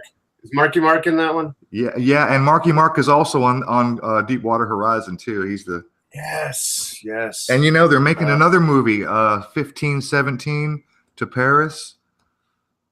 Yeah. Those douchebags that supposedly, they're making movies of. I don't even know that. I don't even know that story. Just real quick. And that's how this thing works, right? It's that one slipped by me, right? Suddenly there's going to be this movie, and you're going to believe it because you didn't know. And then maybe I'll go to my buddy's house. He will have rented it or Netflixed it or whatever, and then I'm watching it, and that's my first exposure to it, and I go, oh, okay, well, that must be true because they made a movie about it. Right, that's how it works. It's exactly how it works. Everything in the movies is true. Don't you know that? Amy, that's funny. It's funny you should say it that way, because how many times have we ourselves in the truth community used movies to prove our point, saying, look, they're telling us right there. So how many times have we said that there's more truth in movies than there is in the news? We've said that. Well, yeah, we've said that, but the difference there is that when you see a movie present some scenario that at the time it first comes out, everybody thinks, well, that's an interesting mental construct to present. And then years later or months later or however long later, that exact same scenario presents itself, quote, in real life, unquote, i.e. in the news, then you have to sit there going, Yeah. I was thinking this ridiculous movie that's coming out about this train, about these 2 or 3 guys that stopped the terrorist on the train, the 1517 to midnight or Paris. They actually are using the actual characters, the actual people that supposedly were involved. And I was thinking to myself, because they're playing themselves, they're not getting actors. And I was thinking to myself, they actually are getting actors, and actors with experience, because they're fucking crisis actors. Exactly. I can tell you for an absolute fact that if they were to do a movie about a real, honest, true, guaranteed they would not get in the event play themselves. There's no way that you can expect just your average Joe to know how to themselves, Satan just wouldn't work. But you get people who've acted the part before, and now they get to act it again. Oh yeah, yeah. Yeah. Yeah. It's interesting. Yeah, the stuff. script is already written. All they had to do was hand it over to Clint Eastwood and get some camera people and some lighting people and somebody to go ah la la la la la Akbar and there you go. Yep. Special effects here and there, and you're on your way. Oh, jeez. You know. Aren't they also putting out some movie about like, oh, well, you knew what happened on 9/11, but do you know what happened after? And it's this elite team that goes in on horseback. Have you seen this shit? No. Oh yeah. And it's like this elite team of Marines or Rangers or whatever, and we're going on the this happened, the terrorist attack happened. Now we're going in to do our mission, and then the next scene is like, we're doing what? We're going in on horseback. Yep. Well, you want to hear? If you've missed this, you got to look it up and see what this thing. Drop me a link in Skype. Drop me a link in Skype. I don't even want to look at it. All right. I don't know that I want it either. Oh my god. So, do you want to have another laugh regarding the Las Vegas shooting? Rocket. I'm not sure if you guys or anyone listening, I suspect several may be subscribed to Charles Walton channel. He's a journalist. He's an actual journalist with like some actual credentials, not much, but some.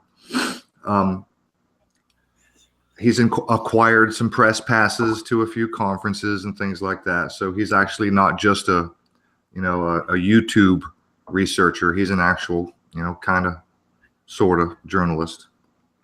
Not a very good one in my opinion, but yeah. His channel, he's got like 58 or 49,000 subscribers. So he's not doing too bad.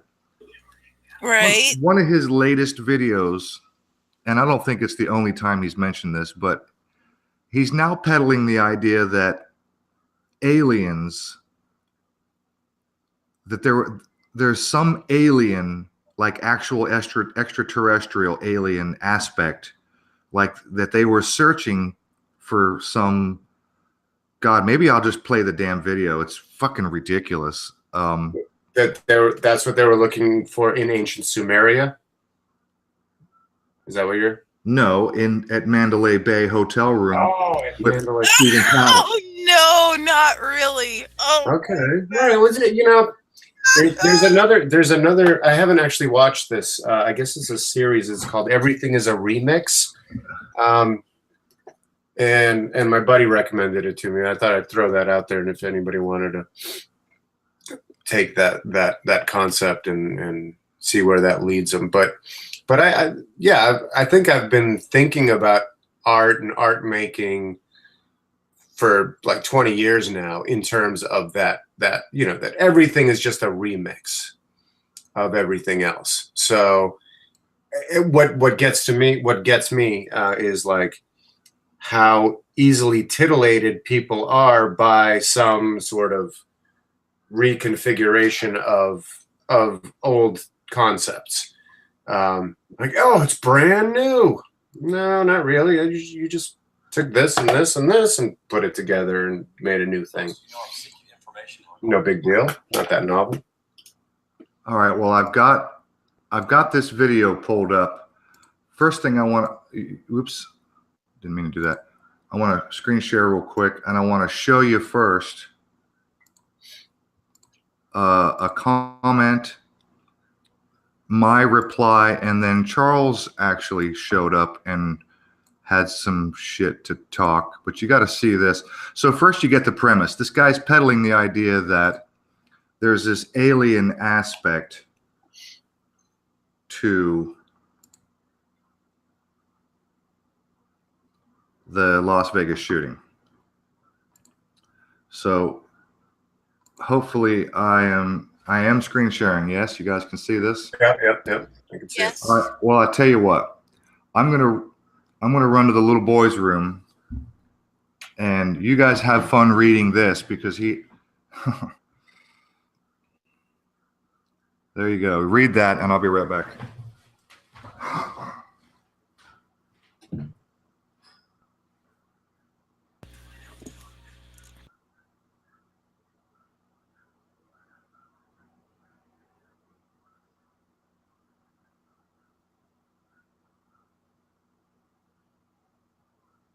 Okay.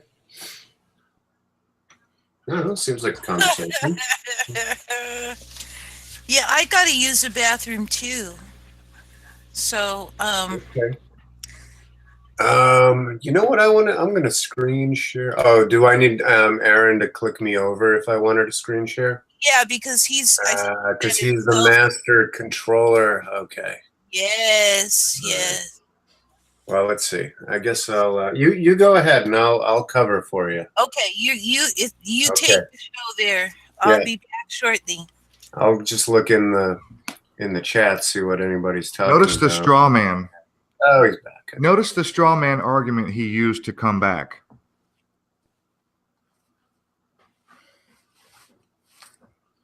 You guys, you still with me? Yeah, I'm here. He says, LOL, if you knew the truth, you would be one of those that could not accept it. Right. You are the reason the government does not want to disclose all the info about aliens and UFOs. That's a shame. Wait. Yeah. As you can tell by my reply, don't talk to me like you know me. Yeah.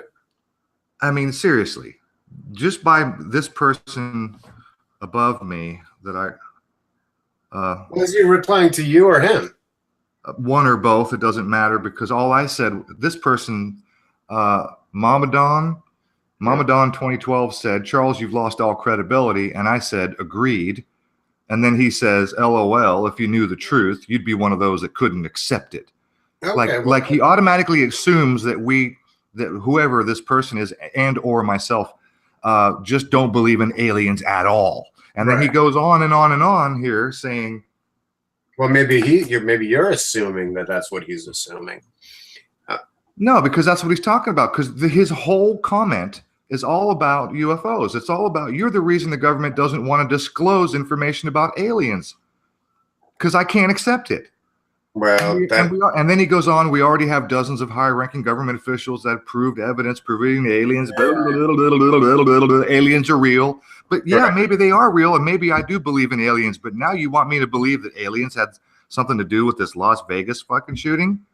Charles, really? Charles, if you're listening, hello? Yeah. I don't.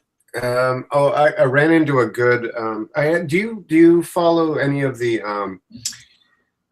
Quinn Michaels, Jason Goodman? Yes, DeFango. Loosely. No, I don't give a fuck about DeFango, but I do follow a little bit of Jason Goodman, and I used to be subscribed to Quinn Michaels, and I saw the Quinn Michaels Jason Goodman interview in Las Vegas where he talked about blockchain. I thought that was really interesting. But so loosely, I'm not a big fan, but loosely paying attention. Yeah. I'm. I don't even. If I ever say I'm a fan of something, I probably just subconsciously misspeaking. But I do pay attention to that that discussion happening, and some of the drama that happened between them all. And I'm trying to figure out who's doing what, who's saying what. But there was this this part that stuck out to me. It was the idea of spoofing, right? That spoofing is a term now around a kind of disinfo or misinfo, right? So the whatever dude that you just showed, what was his name? About the Mandalay Bay, Aaron? The YouTuber Charles Yeah. Walton. Walton. Okay, Charles Walton. Right. So maybe he's a spoofer. Because something seems a little off in that retort. In the sense of almost like it's a scripted, prepared kind of retort. Like when somebody challenges you on this, just sort of straw man them, like you said, and say, you know, there's a whole alien thing. You don't even know. And if you knew, you'd be one of those guys that, you know, couldn't handle it. Come on. The whole space. I mean, there's a lot of unsophisticated people in this space, but there's a good amount of sophisticated analysts. But I guess the thing is, you never know who's who. You never know. Especially if you're new to them. It takes a little while to see if they're serious or not. Catch a pattern. Yes, you need a pattern before you can really. And then it's kind of problematic because I mean I don't know, I crack a lot of jokes and I make weird comments and I'm into really weird things and I entertain weird concepts and I could see if I was like more forward out there, a whole bunch of trolls coming out and saying, you know, not even saying it like this, like, you know, I may agree with 90% of what you're saying, but this one thing I'm going to attach to and I'm going to really bug you about it because now this discredits you that you would even entertain this concept. I think I'm back to that idea of like, you would even entertain that? I mean, I don't think that we should be slapping each other around for entertaining concepts. I think we should slap each other around a little harder for like standing firm around a really ridiculous or outlandish concept and really, you know, pumping it and promoting it. If you really disagree with it, well then, you know, it's your prerogative to come out and sort of, you know, stand against the ridiculousness of it. But yeah, so it's all very tricky territory.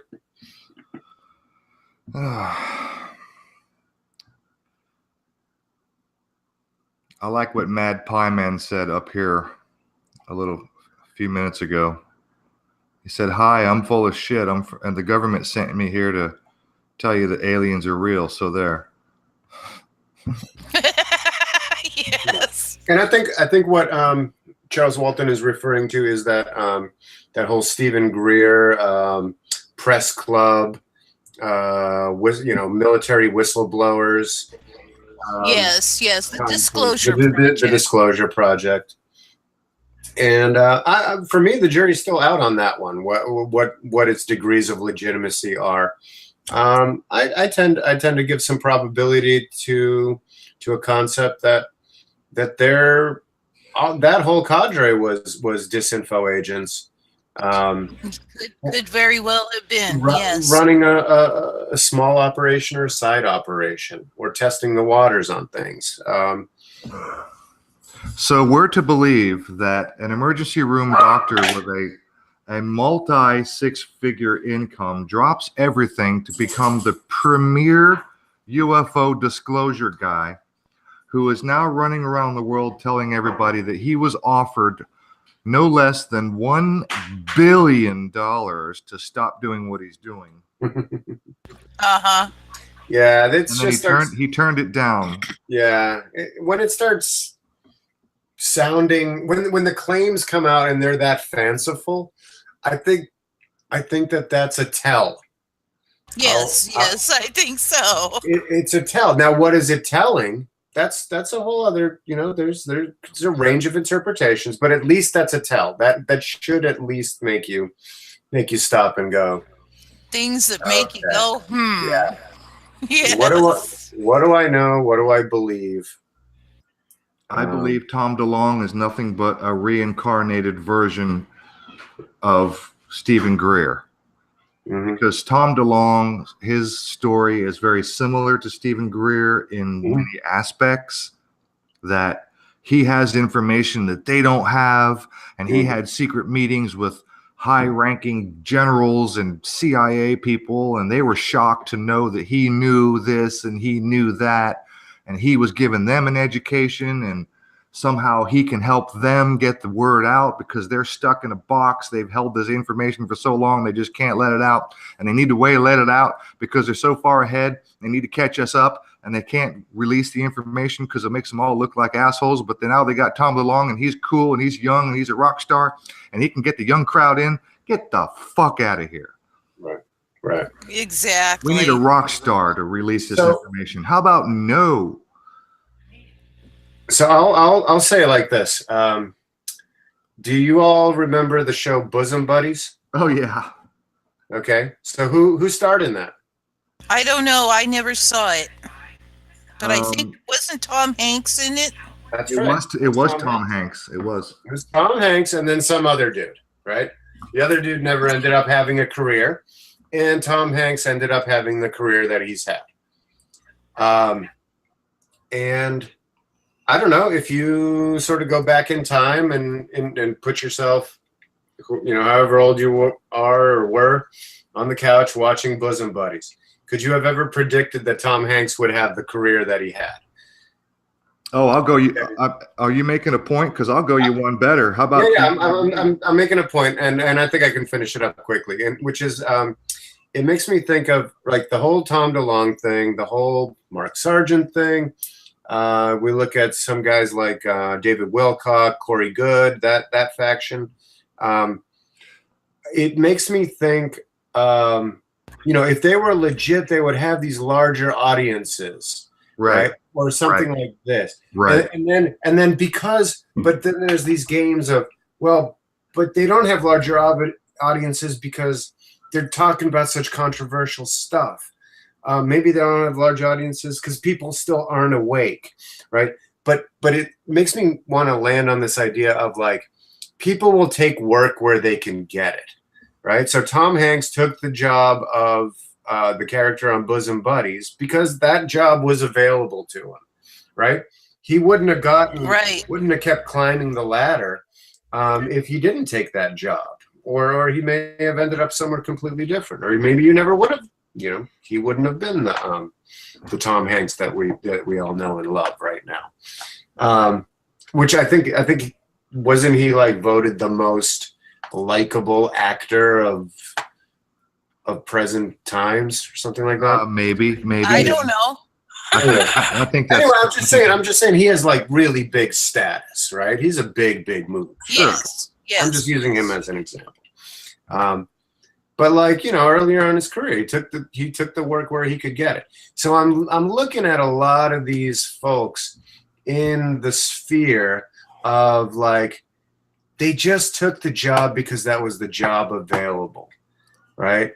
A guy like let's say David Wilcock, he now I think he's had some more success with Gaia and all of that, but he was, scraping along for a while. But I think he always thought that he should have bigger platforms, more audience, bigger audience. But you can't just fabricate an audience out of thin air that way and then still have cred. So I think of a lot of these as like 15-year, 20-year, 30-year operations that they do with these folks. Because at some point they will ripen, I think that the plan was that they would ripen and come onto the scene. And then we have these controlled guys that everybody thinks were grassroots and legit and came up and took their lumps and now they're here because they took their lumps and all of this is true, right? So I think there's a bit of a gloss like that on the whole thing. Yeah, when you were talking about Tom Hanks, you never would have thought that he would come out of Bosom Buddies and be the main actor he is. You immediately made me think of Keanu Reeves because like his first major role was Bill and Ted's Excellent Adventure. Nobody ever expected that guy to be the actor he is. Right. But David Wilcock, Corey Good, these guys. Now Tom DeLonge. If you ask me, it's like going to the mall and seeing every type of person that you can imagine, old, young, black, white, man, woman, gay, straight, liberal, conservative. You're going to get everything when you go to the mall. You're going to get ugly people, good looking people, fat people, skinny people, crippled people, gymnasts. Everybody's there. It's like going to a big festival, a giant crowd. You're going to get everybody. Well, no, you won't get everybody. Now, my point is you won't get the people that don't go to the mall. My point is that there are, you can certainly subdivide any crowd into, yes, these people are Christian, these people are Muslim, these people believe in aliens, these people trust CNN, right? So you've got all these multitudes of subdivisions of people. My point regarding Corey Goode, David Wilcox, Miles Johnson from the Basis Project, Tom DeLonge, these guys, they're pandering to the woo-woo crowd, the UFO woo-woo crowd. Mm-hmm. They want the woo-woo aspect of the ufology. They want the fanciful stories of abductions and people floating through walls, and the spiritual aspect of UFO. There's definitely motifs that they play on. Yes. Right. And there's so when it comes to ufology, there are people like, whatever, despite what you think of the guy, Richard Dolan.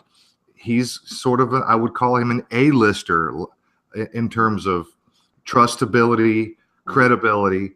And then you've got guys like Corey Goode, and Miles Johnson, whose credibility is riding on thin ice. You know what I mean? With you, right? Well, yeah, with me, because I'm not into the woo-woo. And others. I'm not trying to That's my point. Yeah, I'm not trying to isolate you. So I'm into ufology. I'm into aliens and studying and learning what I can about, all these things. But I'm not sinking my teeth into the woo-woo aspects of these stories. Right. Did you either of you catch the latest X-Files? I know I mentioned it. No, but Nancy did. Okay, so this is episode 4 in the new series, right? In the reboot of X-Files. First one was god awful. Second one was pretty bad. Last week it was bad, but it had some hope. Finally, I would say this really felt like an old X-Files episode. They found the right sort of formula and the tone. It was satisfying to watch. I didn't walk away from this one, really disappointed, disgusted, right? And I mean, I grew up on X-Files, so that's been a big component in my life. Not that I took it I've never been big into X-Files, but go ahead. I've never really been big into X-Files. Yeah. I enjoyed them back in the day when I used to watch the propaganda box. So there was a good little trope in this episode where I won't give too much away or go into too much detail, but Mulder gets tied up with this guy who claims to have also started the X-Files with them, and it's almost like he's coming from a parallel universe, or like there's hints of the Mandela effect, except in his world it's called the Mengele effect. and they have these arguments about, you mean and in his world the Mengele effect became the Mengele effect because of a certain event, and in this world the Mandela effect is called the Mandela effect because of the Mandela Boomba. What was the guy's name? Anyway, the other African dude who died, then people thought he died in prison. Yeah, that Nelson one person. Mandela. Yeah. People mistakenly thought he died in prison, which he didn't. Yes. Yeah, and so they remember. Go ahead. Yeah, because they remember this other article about this other guy, this other African guy, and just like how weak those connections are in our brains is humorous to me. But he keeps talking about this, that they do this and they are planning this and this is what they are trying to do, right? But the little funny twist in the show is when he's saying they, he actually means a specific guy, and the guy is Dr. They, right? His name is Dr. They. Oh, geez. Oh, That's not geez. confusing at all. And his whole thing is that he's able to go into and change memories. That's the whole project that he's been working on in secret, and been affecting change that way in the world by changing people's memories, right? So it really like fractures all of those and remixes all of those topics of, you know, parallel or multi-universe, Mandela effect, and, you know, mind control, memory manipulation, memory insertion, that kind of a thing. But then Mulder has like a secret meeting with him that he may or may not have actually had in reality. And the guy talks about how we basically crossed the threshold to where it used to be like people had a relatively good grasp on what the truth and reality were, and then they knew that stuff was secret, but they didn't like when those secrets would come out, it would kind of make sense and they would be shocking, and they would realize the gravity of the secret of it all. But in this like post, it's like we turned a corner at some point, that where so many people sort of woke up that the concept now is to flood and put everything out there. So everything is true. There are no secrets anymore. And now it's a battle for control of whether you believe it or not. Right? That's the dance now. It's not whether it's true or not, because everybody now is just sort of assuming everything's either false or has ulterior, you know, angles to it. And then they have a suspension of disbelief as an automatic reaction. And then of course there's all the people that will just, you know, so gullible they'll believe anything every time. But was any of that clear? What I'm trying to say? Anyway, it's worth watching the episode. It was, and especially that little scene with Dr. They. And then I turned to my wife. I'm like, I love this guy. He thinks like I do. Like finally, you know, this is the stuff I've been saying of how the world works. And here, and my wife's just like, yeah, I know. I know. Well, when you first started talking about Dr. They, I was just wondering if he was requiring people to use the proper gender pronoun. Yeah, really. Gods. That is so dumb. I think, you know, that's funny. I think that joke is actually in there as an inside joke. I didn't pick up on it, but I'm glad you did. That's funny. That's good. That's also somehow. Now ask me if I'm surprised. Yeah, really. So, you guys want to have some more fun? I've got a CNN article I'd like to you know, the most trusted name in news, CNN. I would like to share another article. Yeah, trusted. The most trusted name in fake news. Trusted to give us bullshit. Yep. The most trusted name in fake news coming at you. Awesome. I'm ready.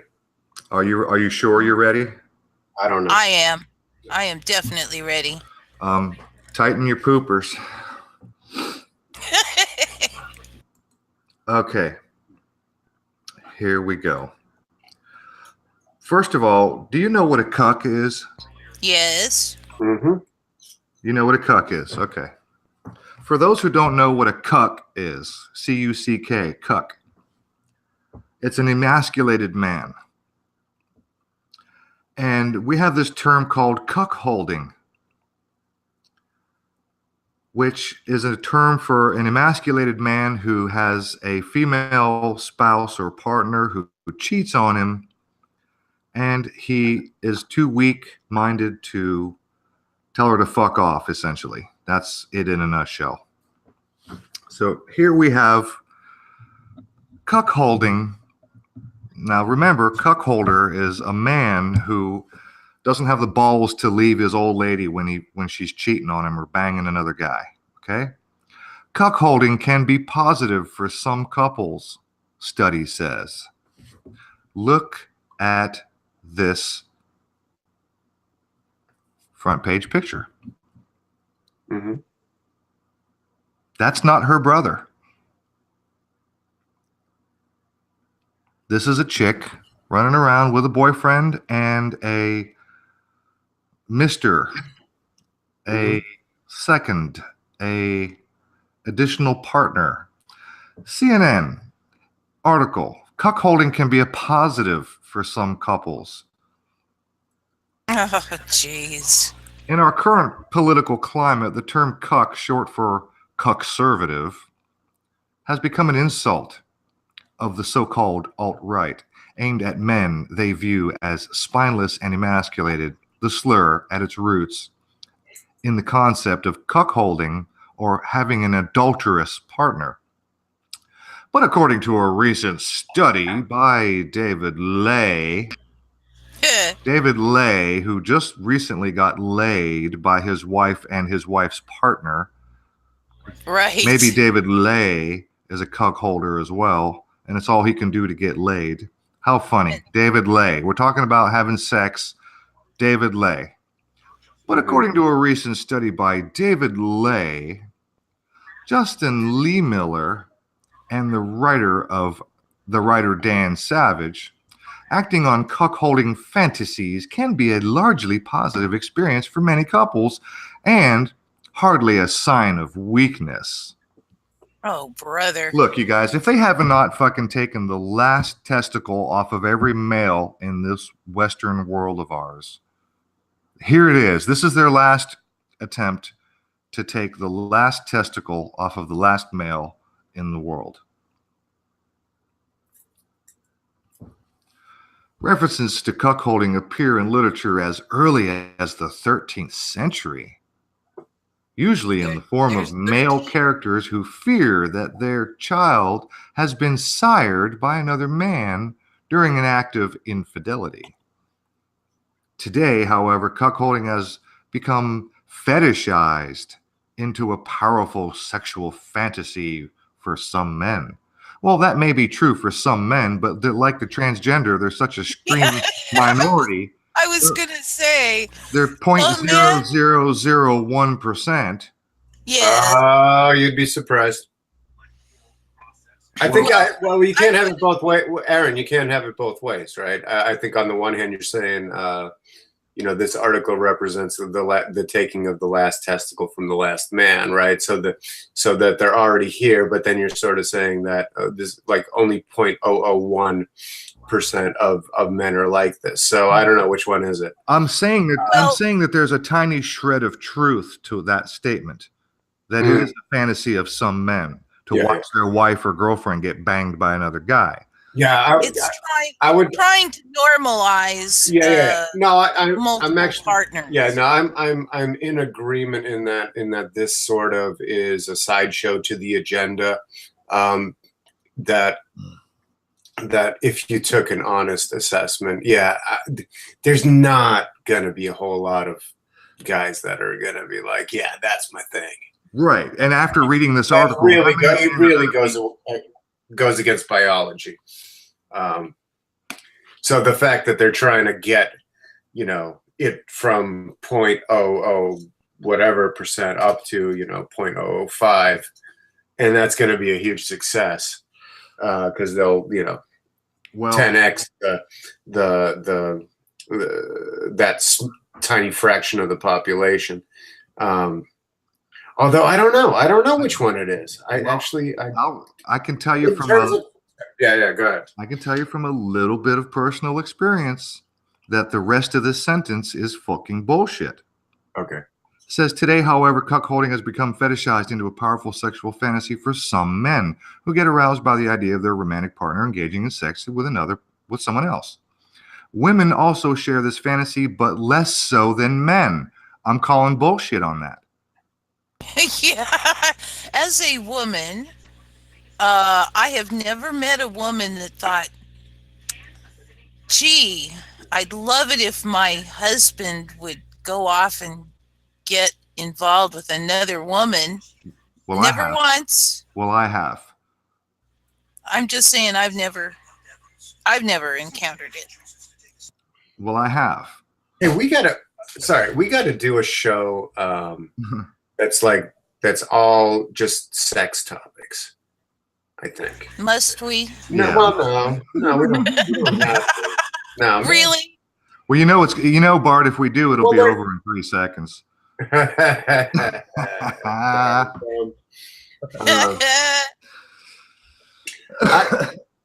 then again, wait, no, let me pull out Let that. me pull out. Let me pull out that proposal, because actually, I'm not actually ready to make all of my sexual fantasy is of being able to freely express all of my ideas around sex with no repercussions whatsoever. That would be no. Never mind. I don't want to do that. I don't want to do that at all. At least not on this format. Yeah. I'm thinking I should write a spoof article I should write a spoof article to counter this. Go for it. Because we're talking about this guy here, this author, what's his first name? David Lay. This sentence right here says, quote, "This fantasy has been around as long as marriage and sexuality," said Lay. And that just immediately made me think of like a counter argument where another scientist says, well, he doesn't get Lay.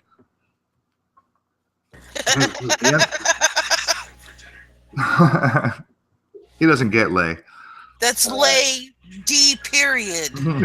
I'm getting really hot here, so I'm gonna be right back. Bart. Oh dear. Oh, Bart's got more paperwork to fill.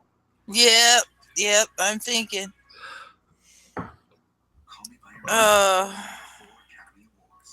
So, reading on, it says, indeed, the numbers suggest that. What numbers? The number, it doesn't even say that here's the study and we talked to these men and here's the people that produced the study. Yep.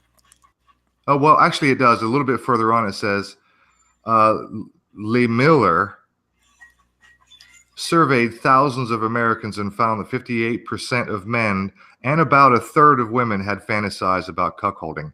Bullshit. Let me just repeat that. That's bullshit. Yes. Where's Arnold when you need him? Yeah, bullshit. Bullshit. Get to the chopper. No, I cannot. This 58? is what I think they did. They surveyed a whole lot of people In San Francisco. and then threw out percentage of the responses, making up some reason. Well, we can't use this one. Either that or they went to Bart's neighborhood out in California. Yeah. I guess. Bart seems to think that these guys are crawling out of the woodwork out there. And maybe they are, man. I've only been there a couple of times briefly, but I mean.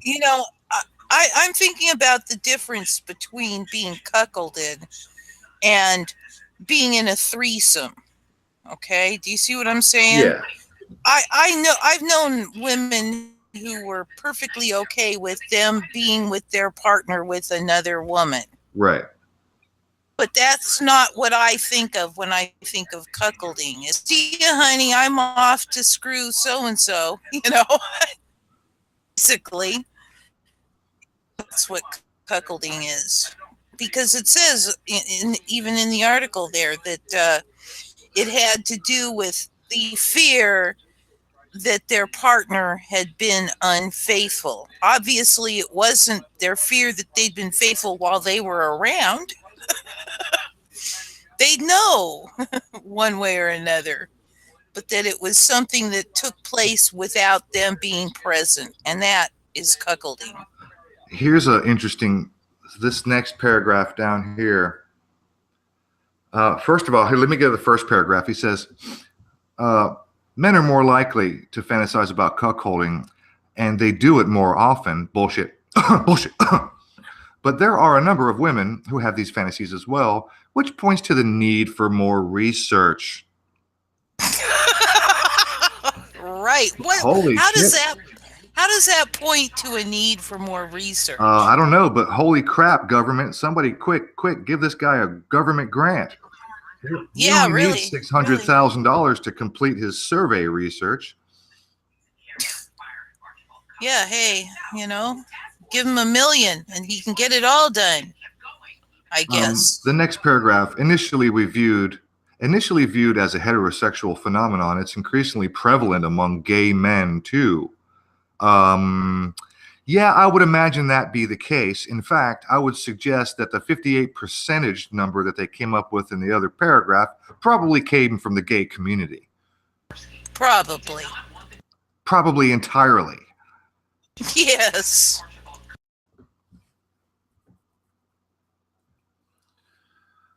Okay, enough of this fucking bullshit. Makes me sick. Yeah, let's fucking move on. Pussies. Let's move on. I'm so sick of the propaganda. You can't imagine. Oh, I can imagine, because I'm about as sick as you are. I'm willing to bet.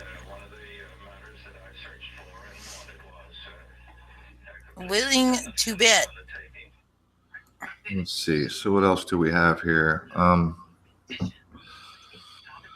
Oh, the chat's having a good old time. Yeah, world peas. Lay. His name was Lay. And when I first read Lee Miller, I read it Lay Miller. That's what I read too. Yeah, Lay Miller. It's like they're doubling up on the get laid. And it's neuro-linguistic programming is what that is. It's loaded. Yes, very much so. Yeah, it's like, just fucking grow a pair and tell the bitch to fuck off. I mean, look, if you got a fetish, enjoy yourself. But yes, leave the articles at home. We don't want to hear about it. Exactly. You're not encouraging people to do it more often just because CNN says it's okay by writing a fucking article. And yep. I'm thoroughly fucking sick of the disgusting liberal communistic social engineering everywhere I look.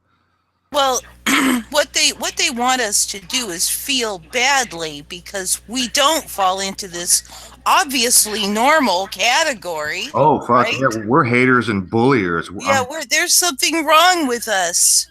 We've got to feel that in our gut because we're not that way. And right. it would winds up being, 90% or usually substantially more than that don't fall into that category. But they want us to think that we're in the minority. Yeah, and they want us to have a guilt complex to boot. Exactly. Lady Zaga, hashtag take back your balls. I like that. Awesome. Yep. Hashtag take your balls back. Hashtag give me my balls. How about dude, where's my balls? Hey, I have a video called Do You Have the Balls? I'm guessing you didn't get the reference. There's a stupid silly B movie called Dude, Where's My Car? Oh, I vaguely recall hearing about that. Okay. I never did see it. I'm still sharing that it didn't. Yep, you're still sharing.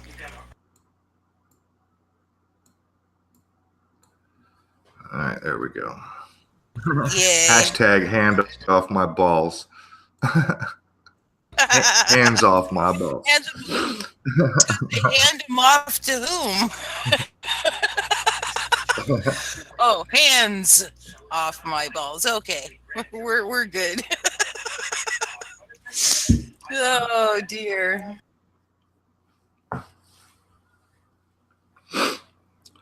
Well, I've got literally just one other little tidbit of a note I wanted to go over regarding the government shutdown.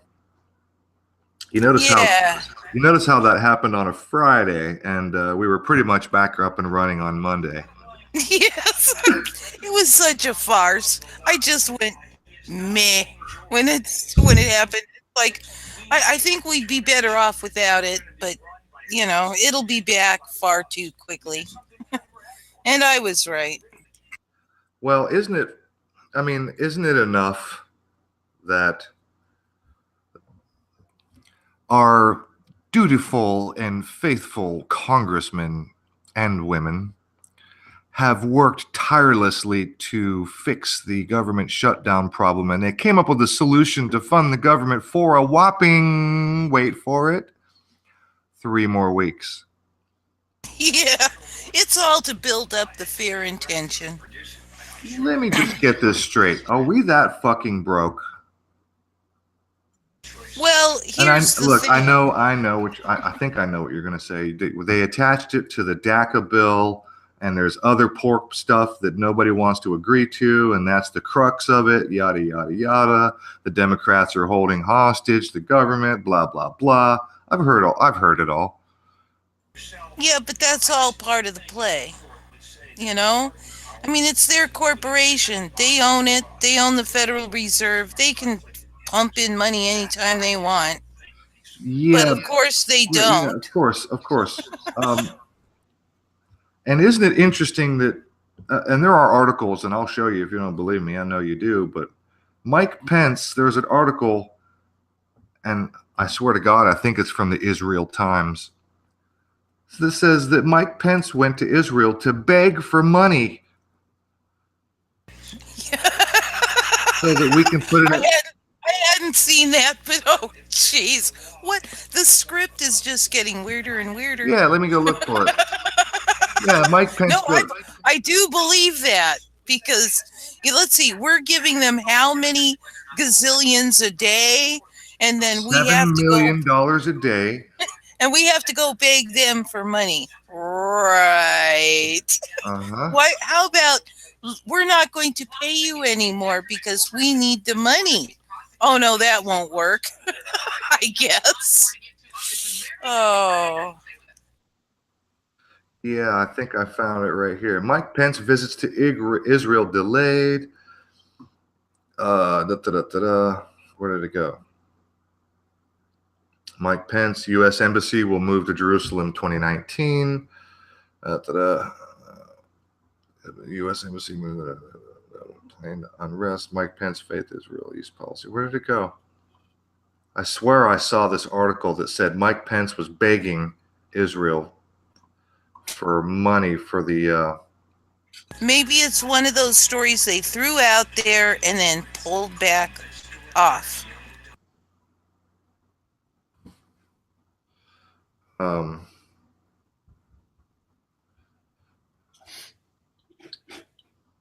Pardon me while I type.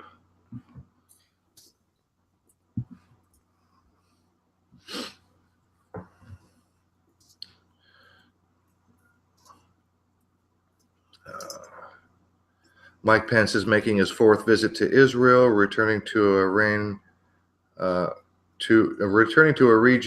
he's visited, quote, 1 million times in his heart. An evangelical Christian with strong ties to the Holy Land. Oh, good grief. That whole angle is very, very interesting. Pence says troops should not have to worry about shutdown. Pence says troops should.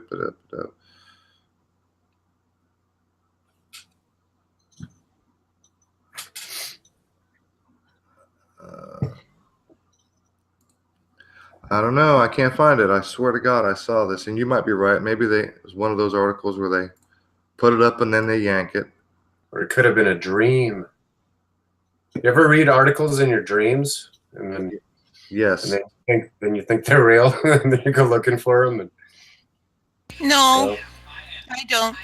But Well, I mean, I might. yeah, But yeah. I don't get as far as thinking they're real because I don't remember. I was gonna say me either. That's actually never happened to me that I know of. No, I can't find it.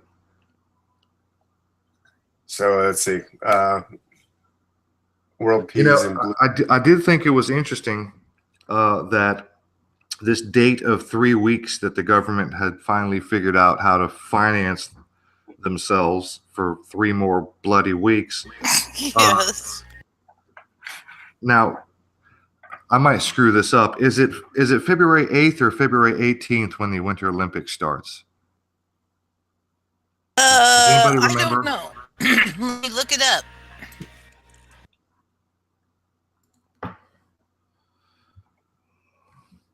Because bottom line, it's the same day.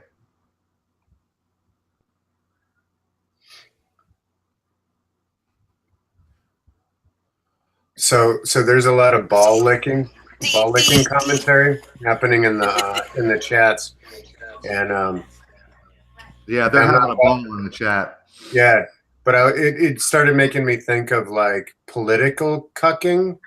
Well, I think that's how it's been used in a sense, but like, I wonder how developed that is in terms of these actors that play politicians out on the stages. How many of them are actually living out cucking fantasies with each other in terms of like, how can I? Well, I'm sure down at the launch. But in this grander sense of like, I'm married to my contingency, yet I want my contingency to sleep with this other politician, and I'm going to enjoy watching my contingency get screwed by somebody else.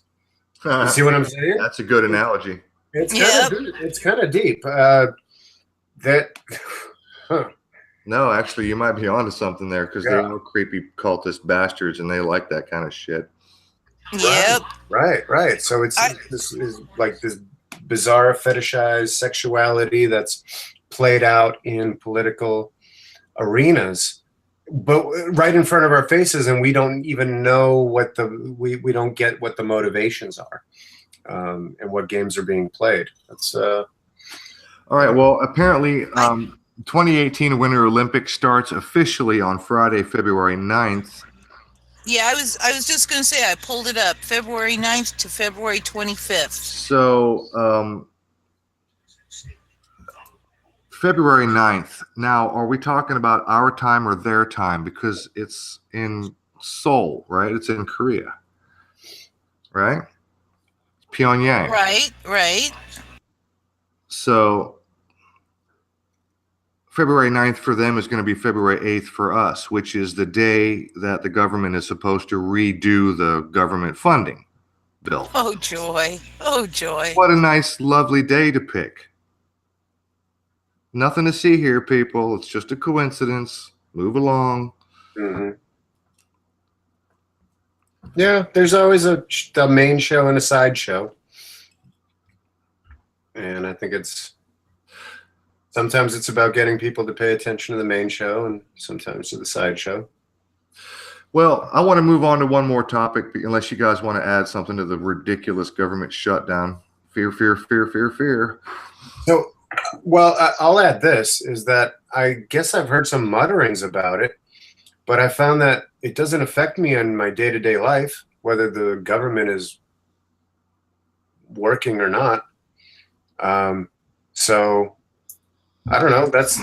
I think there's a deeper idea in there. It's like if people were to stop and think about, what did the last couple of weeks look like for you? Did it make a single bit of difference that the government was not working, they weren't doing anything, and yet my life changed not at all? And then I think that kind of goes on to the idea of, well, what if it shut down forever? would things really? Would we really have a problem? Yeah. Exactly. Well, I suppose a whole lot of arguments can be made both ways. Yeah. Yep. I think it'd be interesting to have the discussion, because they certainly, the way that they craft the narrative is that it's some sort of a tragedy that the government is shut down. Well, I think, didn't this happen a couple years back too, where they couldn't agree on it, and the government it's happened almost every year in the last 5 to 10 years. Yeah. So what up with that? It's all part of the script. Well, maybe if we didn't give Israel $38 billion a year, equaling $7 million a fucking day, maybe we could afford to pay for some shit around here. Yeah, except that that the corporation has no interest in paying for things around here if it doesn't make them money. Maybe if we didn't have 700, 800, or 900 military bases all around the world, maybe if we took back a few of them bases, maybe we could pay for some shit around here. Anyway, Bart, I want to ask you, you were sick, what was it, last week or the week before? Did you actually have the flu? Do you know for sure? Whoa.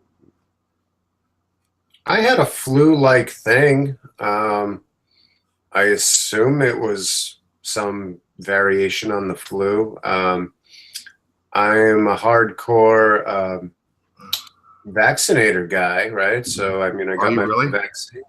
Yeah. So I got my vaccine, and then maybe I didn't get it fast enough because I got sick right after. Or maybe no, I'm kidding. That's all a joke. I was just going to say, I don't think so. I think he's pulling our leg.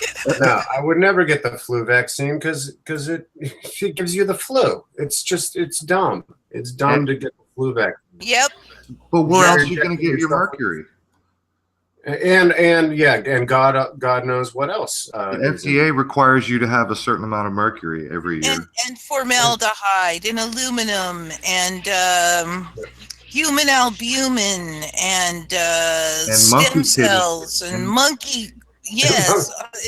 and ground monkey kidney. Did you say monkey poo? You get it? Monkey poo? Dr. Monkey Poo? Yes. Monkey pee, monkey poo. Nice. But now we're getting to the good humor. Okay, well, I want to play an excerpt from John Rappaport, one of my favorite researchers in the world. And he is on Fade to Black Radio, in case anybody would like to catch him on Thursdays. John Rappaport does a 30-minute spiel every Thursday on Jimmy Church, Fade to Black Radio. And it is always, always, always worth listening to. And I'm certainly not going to play 30 minutes, but I do want to play a couple of minutes where he is discussing a study that was done. Now, granted, this is a 2001 study, but just listen to these numbers, if you will. Okay, now these numbers, these are straight from the CDC, and let me know if I need to turn the volume up or anything, but check this out for a few minutes. Listen to this. The second thing is that somebody with an independent lab should examine the flu vaccine for this season and see exactly what's in it.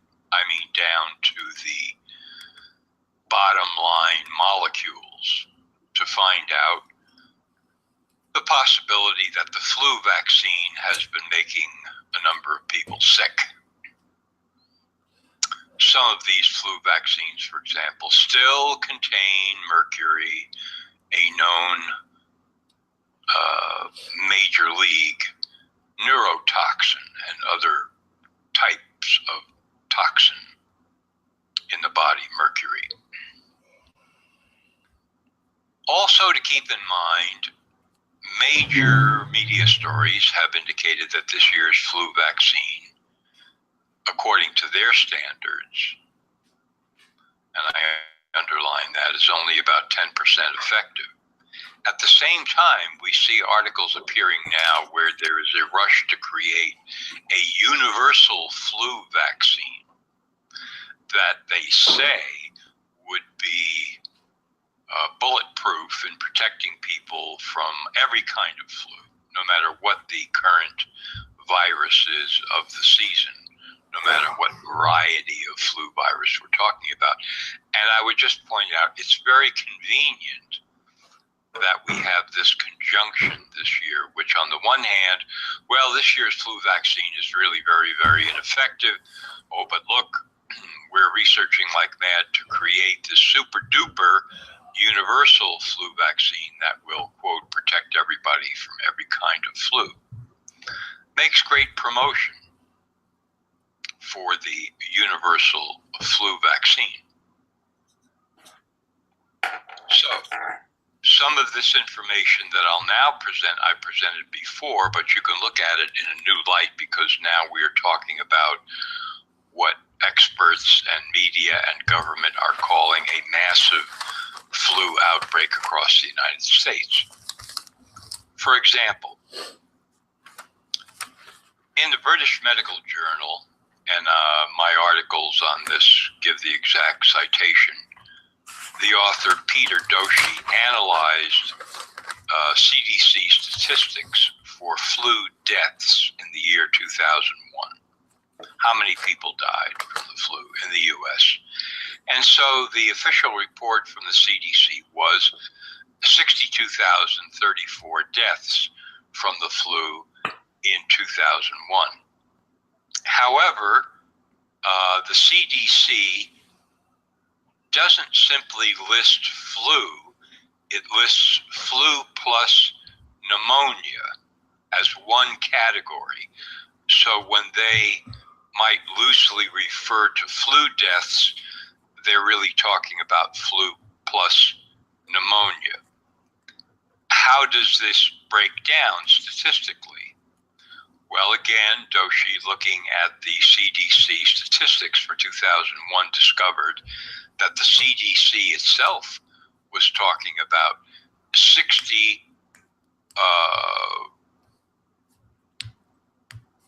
only 257 flu deaths in 2001. The rest were all pneumonia, not caused by the flu virus. Only 257. And of those 257, only 18 cases existed in which the flu virus was actually identified.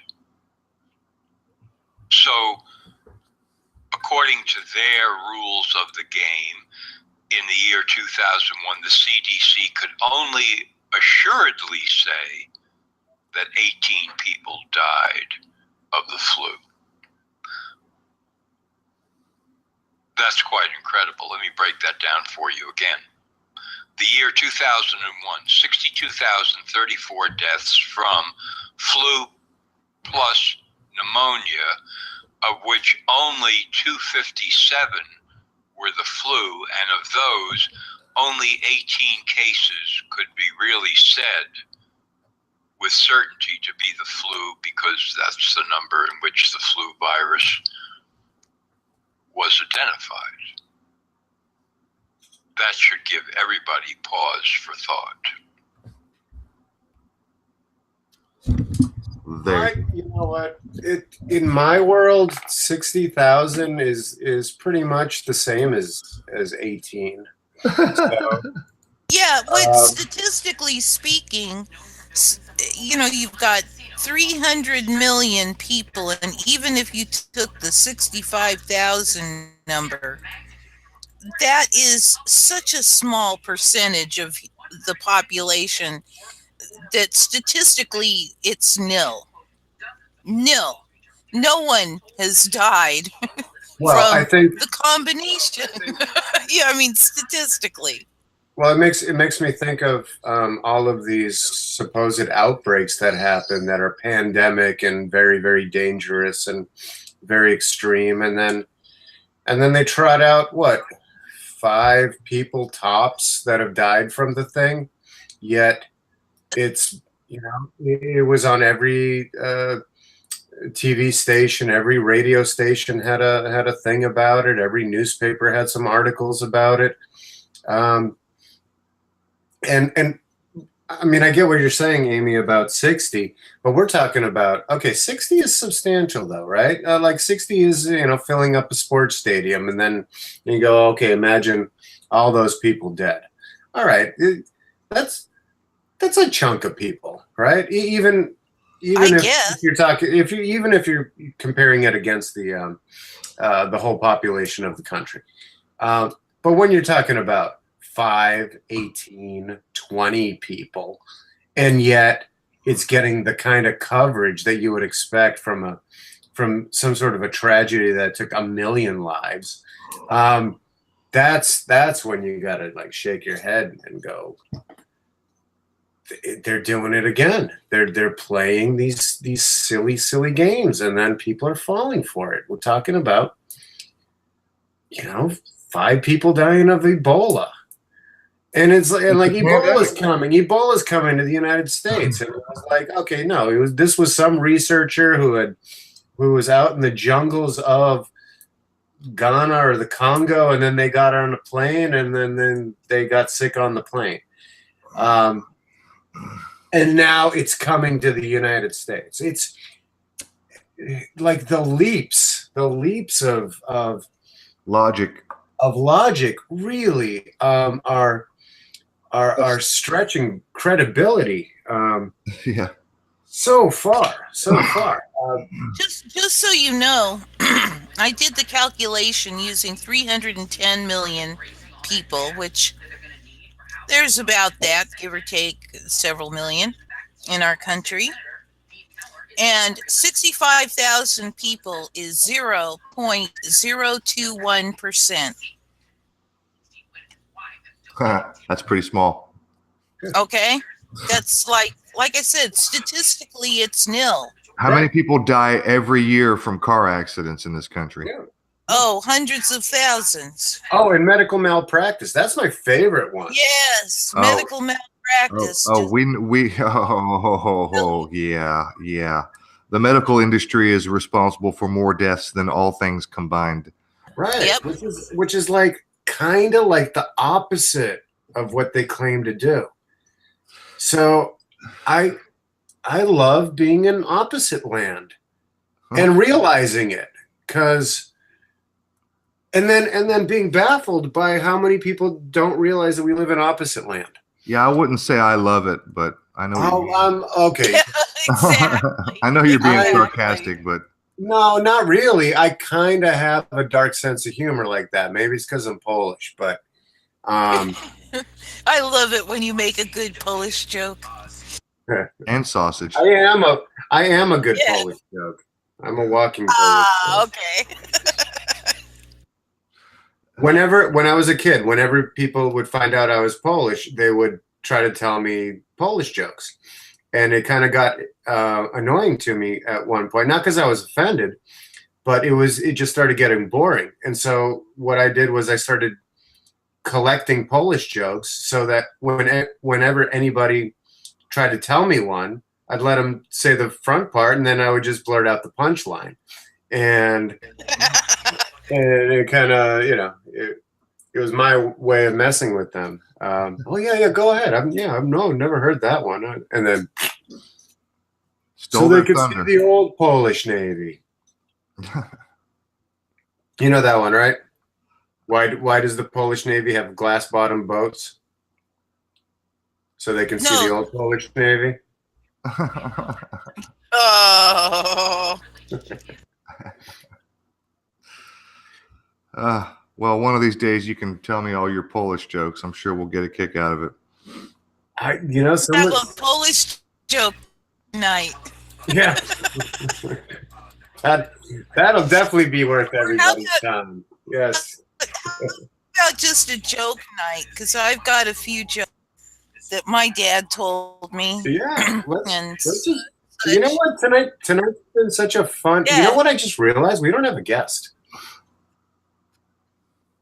Oh, I'm kidding. I realized it a while. No, I realized it a while. No, actually, we do. You've just been ignoring him. But we are having fun tonight. And this has been a really fun show. So, I say, tell your joke, Amy. I agree. Got a whole list of them. It has to be a joke night. Okay. All right, you want to hear a good one? You probably haven't heard. Okay, all right. I'll tell one. Okay. You're gonna break it. Tell a joke. I'll have to slap you. All right, I'm gonna tell my one joke. Okay. Jesus and St. Peter are walking along the beach. It's the second coming, and they're having a hard time convincing people that this is JC. And JC and Peter are talking to each other, and JC says, what can I do? What can I do? And Peter's thinking about it. He says, I know. Why don't you walk out there on the water, and that'll prove it, and everybody will believe. And he goes, St. Peter, that is just an excellent idea. So he goes trudging along and just blub, blub, blub, blub, sinks right down. People are watching him going, huh? Okay. And he comes out pulling a bit of seaweed out of his hair, and he says, St. Peter, it didn't work. And St. Peter says, I know. I don't know what the problem is. Well, try it again. It was probably just a fluke. Go on, walk out. And more people are looking and watching, and JC goes marching out to the water, blub, blub, blub, blub, sinks again. He comes out pulling a flounder out of his chest piece and says, St. Peter, something's is going on. What is it? And St. Peter's going, I don't know. Well, they say third time's a charm, try it again. JC walks out, blub, blub, blub, sinks, comes back, and he's just in a tizzy now. And St. Peter's going, there's got to be something. And then he goes, I know what it is. The last time you didn't have the holes in your feet.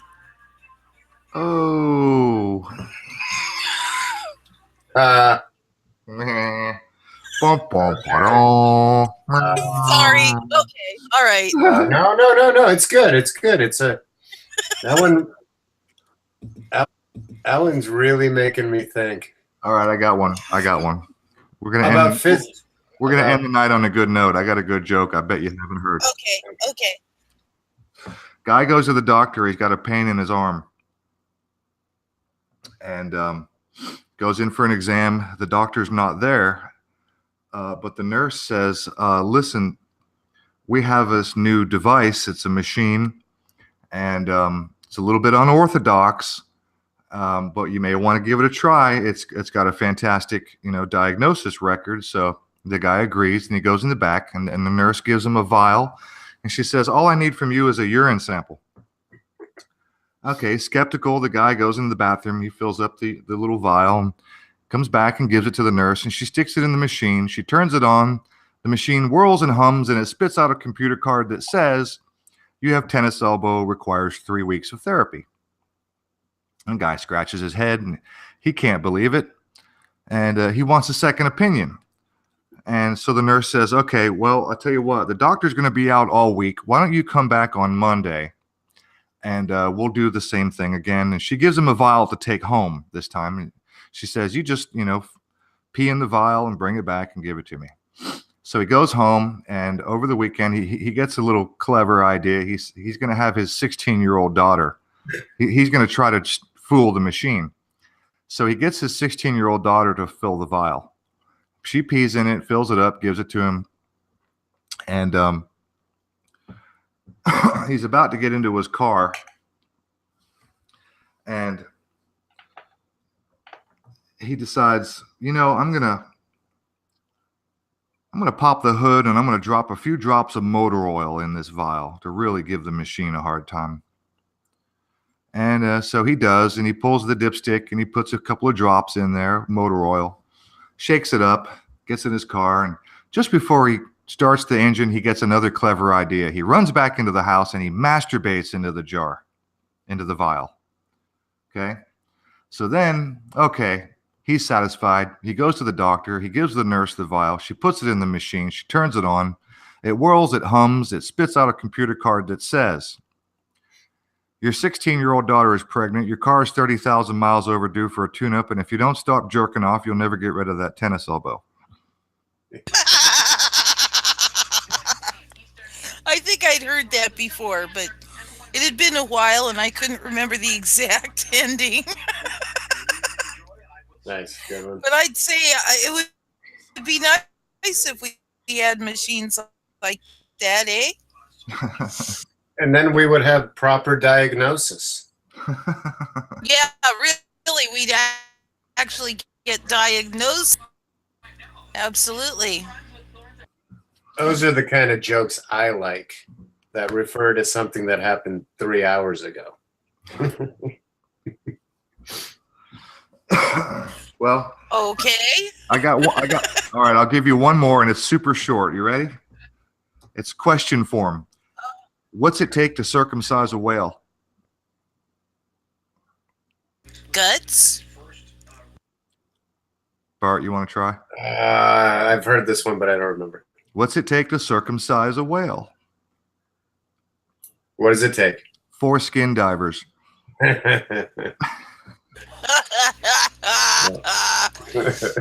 Okay. Okay.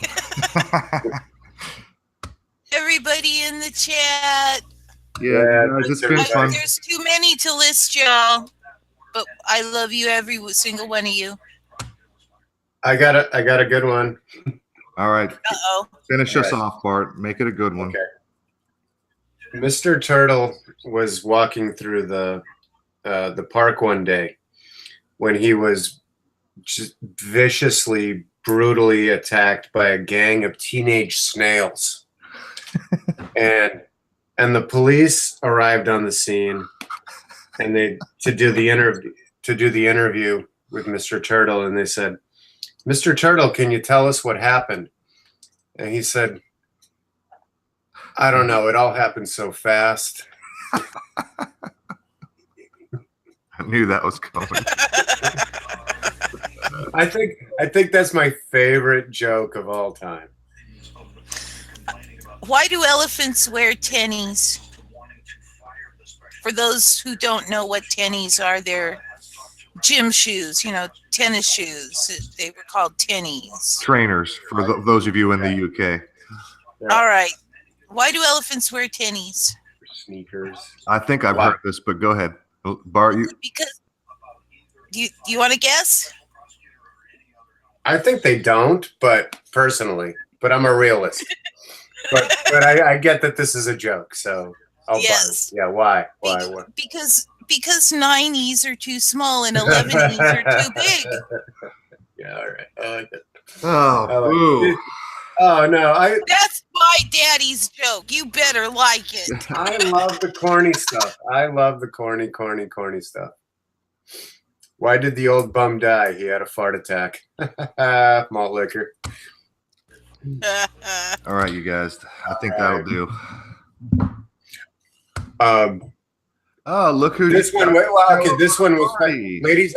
Wait, did anybody see Lady Zaga's joke? I just wanted to check. An American tourist asks a Newfoundlander, "Why do scuba divers always fall backwards off their boats?" To which the Newfoundlander replies, "If they fell forwards, they'd still be in the fucking boat." That's really good. That's a good one. Thank you.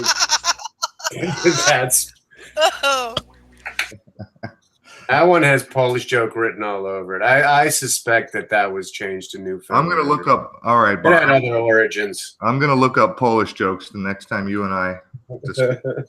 Next time you and I talk, you better be ready. I'm going to hit you. I'm ready.